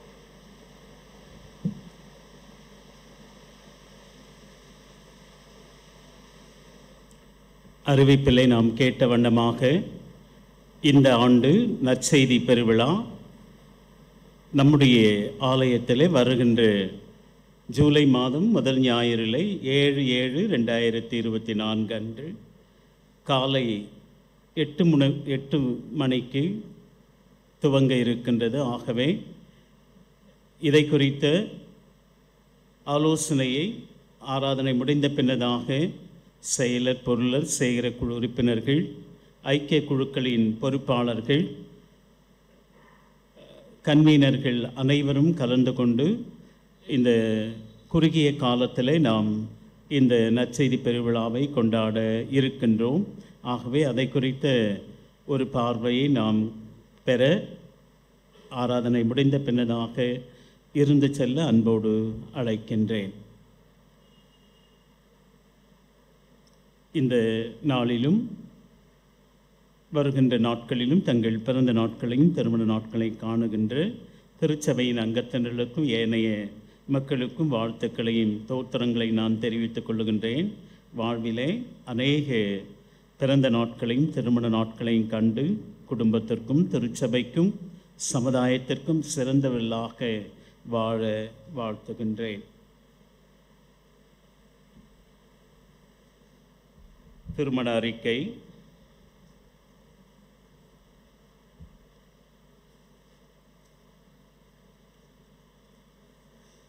தென்னிந்திய திருச்சபை சென்னை பேராயம் திருவிளக்கேணி சகல பரிசுவான் ஆலயத்தின் உறுப்பினர் திரு எம். ஞானராஜ், திருமதி ஜாக்லின் ஞானராஜ் தம்பதியரின் மகன் செல்வன் ஜி சாமியல் என்பவருக்கும், தென்னிந்திய திருச்சபை சிஎஸ்ஐ தூய திருத்துவ ஆலயம் வெள்ளாள விளை திருச்செந்தூர் தூத்துக்குடி ஆலயத்தின் உறுப்பினர் திரு டி ஞானப்பிரகாசம், திருமதி ராஜபுஷ்பம் ஞானப்பிரகாசம் தம்பதியரின் மகள் செல்வி ஜி ஜபமலர் என்பவருக்கும் திருமணம் ஒழுங்கு செய்யப்பட்டுள்ளது. இவர்கள் இருவரும் இந்த தூய திருமணத்தில் இணையக்கூடாதபடி நியாயமான காரணமோ தடையோ இருப்பை சபை போதகருக்கு எழுத்தின் வாயிலாக தெரிவிக்க வேண்டும். இது இவர்களுக்கு 2ஆம் அறிக்கை. தென்னிந்திய திருச்சபை சென்னை பேராயம் திருவல்லிக்கேணி சகல பரிசுத்தவான்களின் ஆலயத்தின் உறுப்பினர் திரு ஏ டேவிட், திருமதி விஜிலா டேவிட் தம்பதியரின் மகன் செல்வன் டி அஜித் பாக்கிய செல்வன் என்பவருக்கும், தென்னிந்திய திருச்சபை சிஎஸ்ஐ தூய திருத்துவ ஆலயம் கொரட்டூர் சென்னை ஆலயத்தின் உறுப்பினர் திரு டி ராஜன், திருமதி மஸ்லின் பாக்கியம் சுஜா ராஜன் அவர்களது மகள் செல்வி ஆர் சுலோச்சனாமணி வேலண்டினா என்பவருக்கும் திருமணம் ஒழுங்கு செய்யப்பட்டுள்ளது. இவர்கள் இருவரும் இந்த திருமணத்தில் இணையக்கூடாதபடி நியாயமான காரணமோ தடையோ இருப்பின் சபை போதகருக்கு எழுத்தின் வாயிலாக தெரிவிக்க வேண்டும். இது இவர்களுக்கு 1ஆம் அறிக்கை.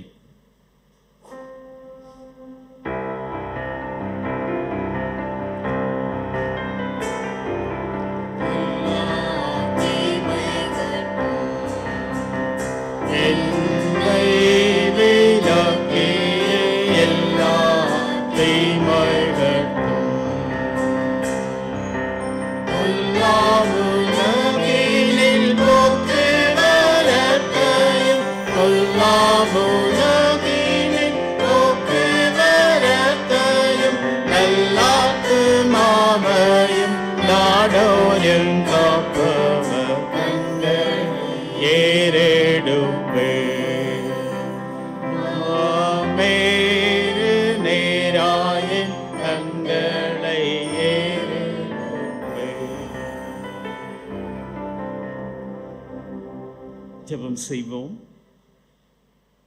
மகா இரக்கமும் கிருபை நிறைந்த நல்ல ஆண்டவரே, மனமகிழ்ச்சியான இந்த ஓய்வு நாளிலே ஆண்டவருடைய திரு சன்னிதானத்திலே வந்திருக்கின்ற ஒவ்வொரு சிறியோர் முதல் பெரியோர் வரை தனித்தனியாய் பேர் பேராய் குடும்பம் குடும்பமாக நீர் ஆசீர்வதிக்கும்படியாக உன்ற நடிதனில் உறைந்து தனித்து 1 மணி நேரம் கழிப்பதே பாக்கியம் என்று சொல்லி உமது பக்தன் பாடினது போல உம்முடைய திரு சன்னிதானத்திலே வந்து உம்முடைய மெல்லிய சத்தத்தை நாங்கள் கேட்கும்படியாய் இந்த நாளிலே நீர் பாராட்டின கிருபையை எண்ணி நன்றி செலுத்துகின்றோம். அது அடியவரின் வழியாக கேட்ட இந்த வார்த்தைகள் நாங்கள் சீடத்துவத்தினுடைய மேன்மையை, சீடத்துவத்தினுடைய மகிமையை, சீடத்துவத்தினுடைய உண்மை தன்மையை நாங்கள் உணர்ந்து கொண்டவர்களாக நாங்களும் எப்பொழுதும் ஆண்டவரே உமக்கு முன்னதாக இருக்கின்றோம். ஆண்டவரே, உம்முடைய திருப்பணியை எப்படியாவது நாங்கள் செய்வதற்கு அதற்கான கால சூழல்களை நீர் எங்களுக்கு சாதகமாக மாற்றித்தர இந்த வேளையிலே ஜெபிக்கின்றோம். இந்த நாளிலும் இனி வருகின்ற நாட்களிலும் தங்கள் பிறந்த நாட்களை காணுகின்ற எங்கள் திருச்சபையின் நண்பர்களுக்காக ஜெபிக்கின்றோம். ஆண்டவரை, வருஷத்தை உம்முடைய நன்மையினால் முடிசூட்டுகின்ற ஆண்டவர், உம்முடைய பாதைகள் நெய்யாய் பொழிகின்றபடியினாலும் அது மக்களது வாழ்விலும் கூட புதிய ஆண்டானது மனமகிழ்ச்சியின் ஆண்டாக, ஆசீர்வாதம் நிறைந்த ஆண்டாக அமைய நீர் உதவி செய்யும். திருமண நாட்களை கண்டு தம்பதிகளாக ஆண்டவரே நீர் இணைத்ததனுடைய நோக்கத்தை நிறைவேற்றுகின்ற மக்களாக குடும்ப வாழ்விலே தங்களை மாத்திரமல்ல தங்களை சார்ந்தவர்கள், ஆண்டவரே உறவினர்கள், நண்பர்கள், திருச்சபை மக்கள், சமுதாயத்து மக்கள் அனைவரையும் ஏற்றுக்கொள்ளுகின்ற மனப்பக்குவத்தை மக்களுக்கு நீர் அருள இந்த வேளையிலே நாங்கள் ஜெபிக்கின்றோம். ஆண்டவரே, தொடர்ந்து அவள் வாழ்விலும் கூட அநேக திருமண நாட்களை கண்டு உமக்கு நன்றி செலுத்த உதவி செய்யும். திருமணத்திற்காக ஆயத்தப்படுகின்ற பிள்ளைகளுக்காக நாங்கள் ஜெபிக்கின்றோம். ஆண்டவரே, திருமணத்தினுடைய நோக்கத்தை சிந்தித்து செய்வது அவசியம் என்று சொல்லி ஆண்டவரே கருத்தோடும் ஜெபத்தோடும் திருமணம் ஏற்படுத்தப்பட்டிருக்கிற நோக்கங்களை சிந்தித்து செய்வது அவசியம் என்று சொல்லப்பட்டிருக்கின்றதே. வாலிப பிராயத்திலே ஆண்டவரே நீர் அவர்களை படைத்து பராமரித்த பெற்றோர் பிள்ளைகளின் நலனுக்காக எடுக்கின்ற முயற்சிகளை நீர் அறிவீர். ஆண்டவரே, கொடுக்கின்ற வாக்குறுதிகளை உண்மையாய் பாதுகாக்க, அதாவது ஆண்டவரே, உலகத்தின் முடிவு பரியந்தும் சகல நாட்களிலும் உங்களுடனே கூட இருக்கிறேன் என்று சொன்ன ஆண்டவர், தனிமையிலே இருந்த மக்களை குடும்பங்களாக இணைக்க நேசித்துக் கொண்டிருக்கின்றீர். குடும்ப வாழ்வையும் கூட நீர் ஆசீர்வதித்து குடும்பத்திற்கு, திருச்சபைக்கு, இந்த சமுதாயத்திற்கு சிறந்த தம்பதிகளாக வாழுவதற்கு அவர்களுக்கு வேண்டிய ஞான வரங்களை நீ தரும்படியாக ஆண்டவரே, வாழ்விலும் தாழ்விலும் சுகத்திலும் சுகவீனத்திலும் வாழ்நாள் இறுதி வரை என்று சொல்லப்படுகின்ற அந்த வாக்குறுதிகளை இந்த மக்கள் தங்கள் வாழ்விலே கடைப்பிடிக்கின்றவர்களாக ஆண்டவரை வாழ, புதியதாக திருமணத்திற்கு ஆயத்தப்படுகின்ற பிள்ளைகளுக்காகவும் இன்னும் ஏற்ற காலத்தில் ஏற்ற துணையை ஆண்டவரை தேடிக்கொண்டிருக்கின்ற மக்களுக்காகவும் இந்த வேளையிலே நாங்கள் ஜெபிக்கின்றோம். ஆண்டவரே, திருமணம் எல்லாருக்குள்ளும் ஆண்டவரை கனமுள்ளதாய் இருக்கின்றபடியினாலே அசட்டையாய் இல்லாதபடி ஜாக்கிரதை உள்ளவர்களாக குடும்ப வாழ்வை ஆண்டவரை உருவாக்கினதனுடைய நோக்கத்தை ஒவ்வொருவரும் உணர்ந்து கொள்ள, புதிய திருமணத்தில் இணைக்கப்படுகின்ற மக்கள் மாத்திரமல்ல ஆண்டவரே, ஏனைய மக்கள் திருமண பந்தத்திலே இணைக்க பெற்று 10, 20, 30, 40, 50 என்று சொல்லி ஆண்டுகளை கடத்துவது அல்ல ஆண்டவரே, உண்மையான வாழ்வதற்கான அந்த ஆண்டவரை நெறிமுறைகளை கடைப்பிடிக்கிற மக்களாக வாழ ஒவ்வொருவரும் எடுத்து பயன்படுத்தும். துதிகன மகிமக்கொருவருக்கே செலுத்துகின்றேன். ஏசு முஜமை கேட்டு நல்ல பிதாவே, ஆமென்.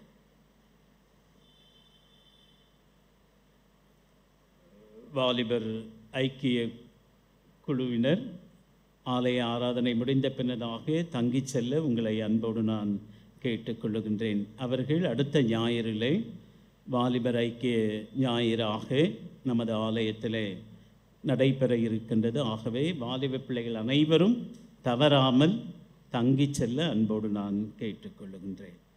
நாம் அனைவரும் எழுந்து நின்று கீர்த்தனையிலே 342வது பாடலை பாடுவோம். அப்பொழுது நம்மையும் நம்முடைய காணிக்கைகளையும் கடவுளுக்கென்று நாம் படைப்போம்.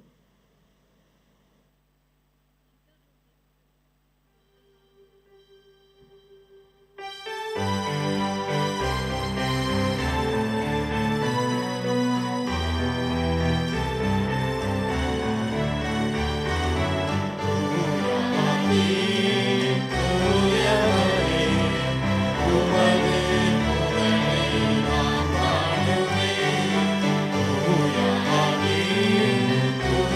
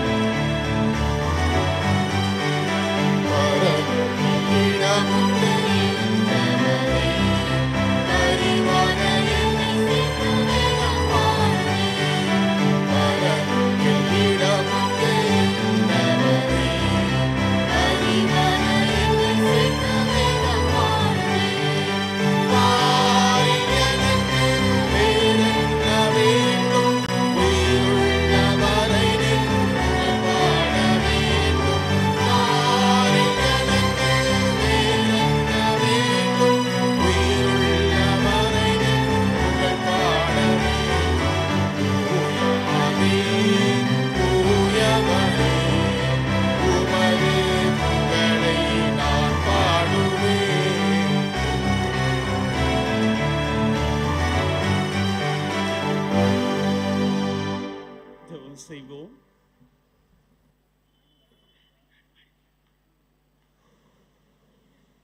மகா இரக்கம் கிருபை நிறைந்த நல்லாண்டவரே, மனமகிழ்ச்சியான இந்த காலை வேளையிலும் கூட ஆண்டவருடைய திரு சன்னிதானத்தில் ஓடோடி வந்து கர்த்தர் நல்லவர் என்று சுற்றி பாருங்கள், அவர் மேல் நம்பிக்கையாயிருக்க மனுஷன் பாக்கியவான், மனுஷி பாக்கியவதி என்று சொல்லி பாக்கியம் பெற்றவர்களாய் உம்முடைய திரு சன்னிதானத்தில் வந்திருக்கின்ற ஒவ்வொரு தனிநபர்களுக்காக, குடும்ப உறுப்பினர்களுக்காக, முழு திருச்சபைக்காக நாங்கள் உமக்கு உள்ளத்தின் ஆழத்திலிருந்து நன்றி துதி ஸ்தோத்திரங்களை நாங்கள் ஏறெடுக்கின்றோம். கர்த்தாவே, இந்த நாளிலும் சீடத்துவத்தை குறித்த உண்மையை நாங்கள் உணர்ந்தவர்களாக உம்முடைய திருச்சித்தத்திற்கு நாங்கள் எங்களை ஒப்புவிக்கின்றவர், நாங்களும் அப்போஸ்தலர்களாக சீடர்களாக, ஆகவே நாங்களும் அனுப்பப்படத்தக்கதாக நீர் எங்களை இந்த உலகத்தில் அனுப்பினதனுடைய நோக்கத்தை நாங்கள் ஒவ்வொருவரும் நிறைவேற்றுகின்றவர்களாக, நீங்கள் உலகம் எங்கும் போய் சர்வ சிருஷ்டிக்கும் என்னுடைய நற்செய்தியை அறிவிங்கள் என்று சொல்லி இருக்கின்றீர் அப்பா. நாங்களே நற்செய்தியாளர்களாக மாறத்தக்கதான கிருபையை நீர் அருளும்படியாக இந்த நாளில் அறுப்போ மிகுதி வேலையாட்களோ கொஞ்சம் என்று சொல்லப்பட்டிருக்கின்றது. அறுப்புக்கு பாத்திரவான்களாய் பாத்திரவாட்டிகளாய் ஆண்டவரே நீர் ஒவ்வொரு நாளும் எழுப்பும்படியாக இந்த வேளையிலே நாங்கள் ஜெபிக்கின்றோம். அவனவன் தனக்கானவைகளை அல்ல பிறருக்கானவைகளை நோக்குவானாக என்று சொல்லப்பட்டிருக்கின்ற வாக்கின்படி நாங்கள் எங்களுக்காகவே மாத்திரம் நாங்கள் இந்த உலகத்தில் வாழாதபடிக்கு எங்களை அனுப்பினவனுடைய நோக்கத்தை, ஒவ்வொருவரையும் நீர் இந்த உலகத்தில் அனுப்பினதனுடைய நோக்கத்தை நிறைவேற்றுகின்றவர்களாக தங்கள் பெற்றோர் தங்கள் பிள்ளைகளிடத்தில் பார்க்கின்ற எதிர்பார்ப்பை போல பரமபிதாவாகிய நீர் எங்களிடத்திலும் கூட ஆண்டவரே திறமைகளை, தாளந்துகளை, ஆண்டவரே நீர் கொடுத்திருக்கின்ற எல்லா வளங்களை நாங்கள் பயன்படுத்துகின்றவர்களாக அநேகரை மீட்கும் பொருளாக தம்மை இந்த உலகத்திற்கு கையளித்த அந்த அன்பை எல்லாரிடத்திலும் பறைசாற்றுவதற்கு முதலில் நாங்கள் அன்புள்ளவர்களாக வாழ, உன்னை நேசிப்பது போல் பிறனையும் நேசி என்று சொல்லப்பட்ட வாக்கின்படி ஆண்டவரே நாங்கள் எல்லாரிடத்திலும் அன்புள்ளவர்களாக வாழ, ஆண்டவரே அன்பு இல்லை என்று சொன்னால் அதனால் பயன் ஒன்றும் இல்லை என்று சொல்லி பக்தன் பாடினது போல, ஆண்டவரே இந்த உலகத்தில் உபத்திரவங்கள் உண்டு, ஆனாலும் திறன் கொள்ளுங்கள், நான் உலகத்தை ஜெயித்தேன் என்று சொன்னீர் அப்பா. உலகத்தை ஜெயிக்கின்ற ஜெயம் பெற்றவர்களாய் நாங்கள் இப்பொழுது உலகத்திற்குள்ளே வாழுகின்றோம். ஆகவே உலகத்திற்குள்ளேயே செல்ல இருக்கின்றோம். வாழுகின்ற இடங்களிலே நாங்கள் சாட்சியுள்ள வாழ்க்கை, நாங்கள் அப்போஸ்தலர்கள் என்று பெயர் பெறுகின்ற மக்களாக ஒவ்வொரு அப்போஸ்தலரையும் நீ பெயர் சொல்லி அழைக்கின்றவராக இருக்கின்றீரே. சீடர்களை மாத்திரமல்ல ஆண்டவரே, தீர்க்கதரிசிகளை மாத்திரமல்ல ஆண்டவரே, எங்கள் ஒவ்வொருவரையும் கூட நீர் அழைத்திருக்கின்றீர். அழைக்கப்பட்டவர்களோ அநேகர், தெரிந்து கொள்ளப்பட்டவர்களோ சிலர் என்று சொல்லி சகல பரிசுத்தவான்கள் ஆலயத்தில் அநேகரை நீர் ஆண்டவரை உருவாக்கி அநேக ஊழியர்கள் இந்த இடத்துல ஊழியத்தை நிறைவேற்றவும், அநேக விசுவாசிகள் உம்முடைய சன்னிதானத்தில் வந்து பெற்றுக்கொண்ட சகலவிதமான ஆசீர்வாதங்களுக்காக நன்றி செலுத்துகின்றவர்களாய் எப்பொழுதும் உம்முடைய திவ்ய சமூகத்தில் கூடி வந்த ஒவ்வொருவருக்காக நாங்கள் ஜெபிக்கின்றோம். ஒவ்வொருடைய தேவைகளை கூட சந்தியும். எங்கள் திருச்சபையில் நடைபெறுகின்ற ஆண்டவரே ஒவ்வொரு பணிகளுக்காக ஆண்டவரே குழுக்களாக இணைந்து ஜெபிப்பதை நீர் அறிவீரப்பா. இப்பொழுதும் ஓய்வு நாள் பள்ளி பிள்ளைகளுக்காக, அவர்களை வழிநடத்துகின்ற ஆசிரியர்களுக்காக, ஆண்டவரே சூப்பர்டென்ட்டுக்காக அந்த பணி சிறந்த முறையில் நடைபெறுவதற்கு விசுவாச கூட்டத்தினராகிய நாங்கள் எங்கள் பிள்ளைகளை, எங்கள் பேர பிள்ளைகளை ஓய்வு நாள் பள்ளியிலே இணைத்து கொள்ளவும், அவர்கள் வாழ்வு சிகித்திருப்பதற்காக ஆண்டவரே பள்ளிக்கு செல்லுகின்ற எல்லா குழந்தைகளுக்காகவும் நாங்கள் ஜெபிக்கின்றோம். சிறுவர் சிறுமியருக்காக, இளம் பிராயத்தில் இருக்கின்ற பிள்ளைகளுக்காக, வாலிப பிராயத்தில் இருக்கின்ற பிள்ளைகளுக்காக, ஆண்டவரே நடுத்தர வயதில் இருக்கின்ற சகோதர சகோதரிகளுக்காக, 70-60 வயதிற்கு மேற்பட்ட ஒவ்வொரு பெரியோர்கள் தாய்மார்கள் அனைவருக்காக நாங்கள் ஜெபிக்கின்றோம் கர்த்தாவே. அனைவரும் உம்முடைய திருக்கரத்திலே ஒப்புவிக்கின்றோம். ஒவ்வொருவரையும் ஆண்டவரே, குயவன் எப்படி களிமண்ணை வணைகின்றானோ அதுபோல நீர் எங்களை இந்த உலகத்திலே வணைந்திருக்கின்றீர் அப்பா.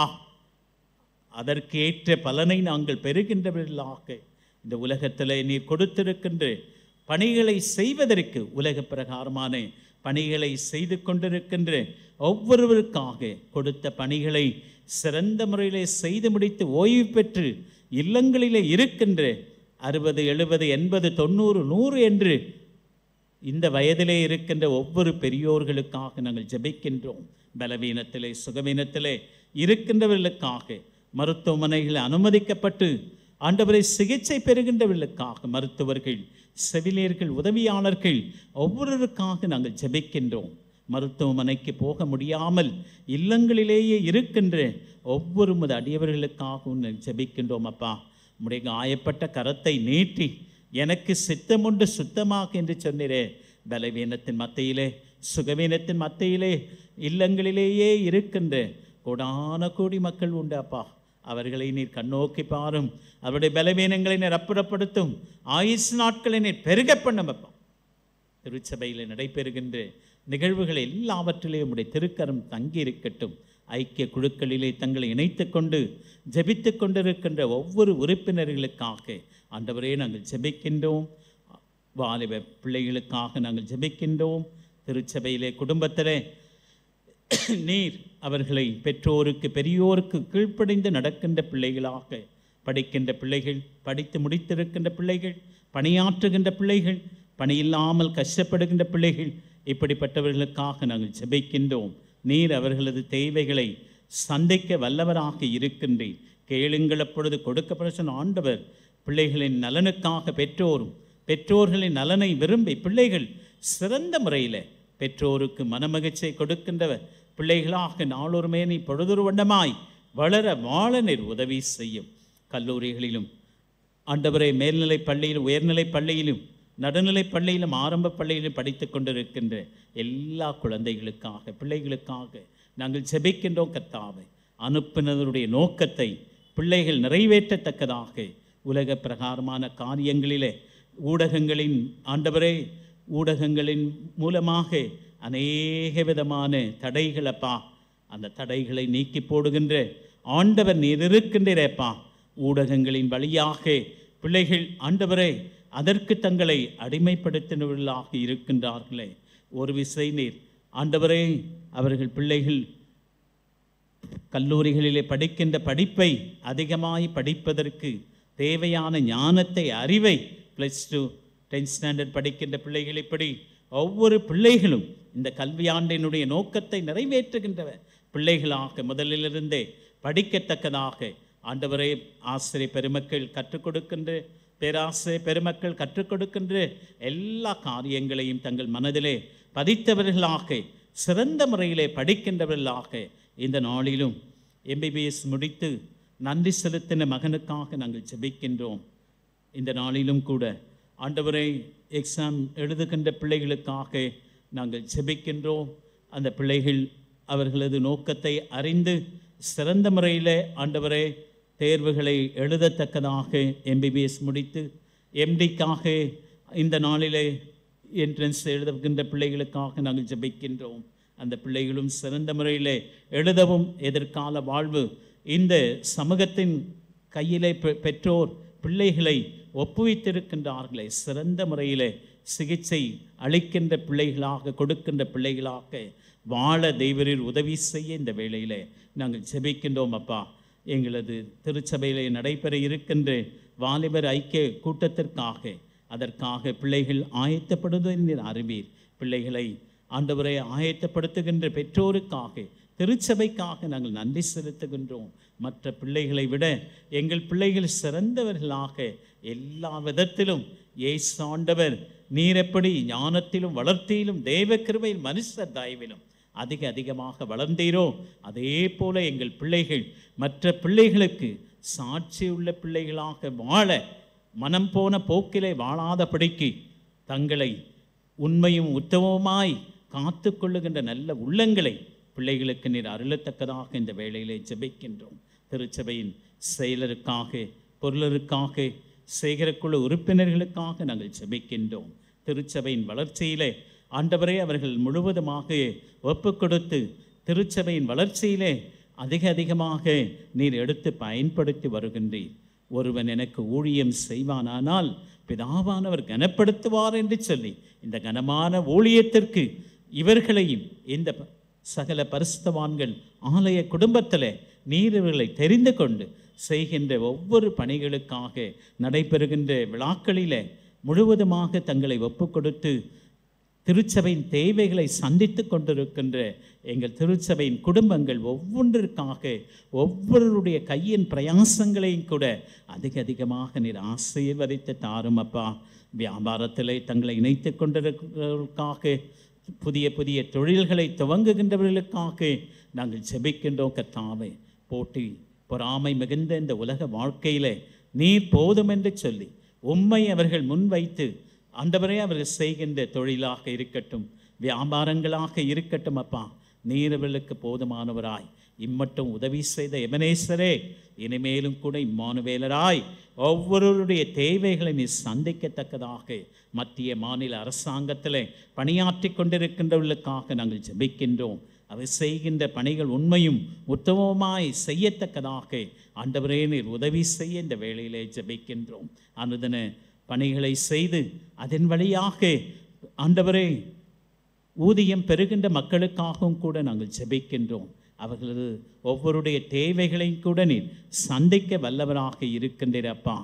இந்த உலகத்தில் ஆண்டவரே நாங்கள் ஒன்றும் கொண்டு வந்ததும் இல்லை, கொண்டு செல்வதும் இல்லை. ஆண்டவரே உம்மை மாத்திரம் இந்த உலகத்திலே நாங்கள் ஆண்டவரை பறைசாற்றுகின்றவர்களாக வாழத்தக்கதான பேற்றினை பெற இங்கு வந்திருக்கின்ற வர தடைப்பட்டிருக்கின்ற ஒவ்வொரு மத அடியவர்களுக்காகவும் ஜெபிக்கின்றோம். இசைக்கருவிகளை நேர்த்தியாய் வாசிக்கின்ற பிள்ளைகளுக்காக நாங்கள் ஜெபிக்கின்றோம். பெற்றோர் பிள்ளைகளை அப்படியாய் ஆண்டவரே ஆலய பிரகாரங்களுக்கென்று ஆண்டவரை வாஞ்சையும் தவனவுமாய் ஆண்டவரே பிள்ளைகளுக்கு கொடுத்திருக்கிற ஞான வரங்களை பயன்படுத்த தேவரில் உதவி செய்கின்றேன். எடுத்து பயன்படுத்தும் அப்பா. பாடல்களை பாடுகின்ற உமது பிள்ளைகளுக்கு கொடுத்திருக்கின்ற வரங்களுக்காக நன்றி செலுத்துகின்றோம். தொடர்ந்து நீர் எடுத்து பயன்படுத்தும். இப்படி ஒவ்வொருவருக்காக ஆலய பணியாளருக்காகவும் இங்கே ஆண்டவரை உதவி செய்து கொண்டிருக்கின்ற ஐயா அவரது குடும்ப வாழ்வுக்காக இப்படி ஒவ்வொரு மக்களுக்காக நாங்கள் ஜெபிக்கின்றோம். இந்த நாளிலும் பல்வேறு விதமான பணிகளின் நிமித்தமாக ஆலய பிரகாரங்களுக்கு வர இயலாமல் இருக்கின்ற மக்களை நீர் கண்ணோக்கி பார்த்து வருகின்ற நாட்களிலே அவர்களை வெகு விரைவாய் கொண்டு வந்து சேர்க்கும்படியாய் உம்முடைய நாமம் மகிமைப்படும்படியாக தேவருடைய கரத்தில் ஒவ்வொருவரையும் ஒப்புவிக்கின்றோம். இந்த பகுதியிலே வாழுகின்ற எல்லா மக்களுக்காக நாங்கள் சார்ந்திருக்கின்ற சென்னை மாநகரத்தை நீர் ஆசீர்வதித்து கொடுக்கத்தக்கதாக தமிழகத்தையும் இந்திய தேசத்தையும் உலக நாடுகளையும் நாடுகளின் தலைவர்களையும் உம்முடைய திருக்கரத்திலே ஒப்புவிக்கின்றேன். நாடு என்ன செய்தது என்று சொல்லி நாட்டை நாங்கள் ஈனப்படுத்தாதபடிக்கு நாட்டிற்கு நாங்கள் என்ன செய்து கொண்டிருக்கின்றோம் என்கின்ற உணர்வினை பெற்றவர்களாக ஆண்டவரே நாடு சுகித்திருக்கத்தக்கதாக தலைவர்கள் உள்ளத்திலே நீர் பேசத்தக்கதாக எங்கள் இந்திய நாடு மற்ற நாடுகளுக்கு சிறந்த நாடாக அமையத்தக்கதாக தலைவர்களை நீர் அப்படி உருவாக்கும்படியாக இந்த வேளையிலே ஜெபிக்கின்றோம் அப்பா. எங்களை நீர் உலகத்திலே உப்பாக ஒளியாக வைத்திருக்கின்றீர். இப்பொழுது நாங்கள் உலகத்திற்குள்ளே புறப்பட்டு செல்லுகின்றோம். கேட்க மறந்த எல்லாவித ஆசீர்வாதங்களையும் நீர் கூட்டித் தரும்படியாய் சமாதானத்தோடு இப்பொழுது நீர் எங்களை வழி அனுப்பும்படியாய் ஏசு ஜெபம் கேட்க நல்ல பிதாவே, நம்முடைய ஆண்டவராக இயேசு கிறிஸ்துவின் கிருபையும் பிதாவாகிய கடவுளின் அன்பும் தூய ஆவியானவருடைய ஐக்கியம் வழிநடத்துதலும் பாதுகாப்பும் பராமரிப்பும் உங்கள் அனைவரும் எப்பொழுதும் எப்பொழுதும் சதா காலங்களிலும் தங்கி இருப்பாராக.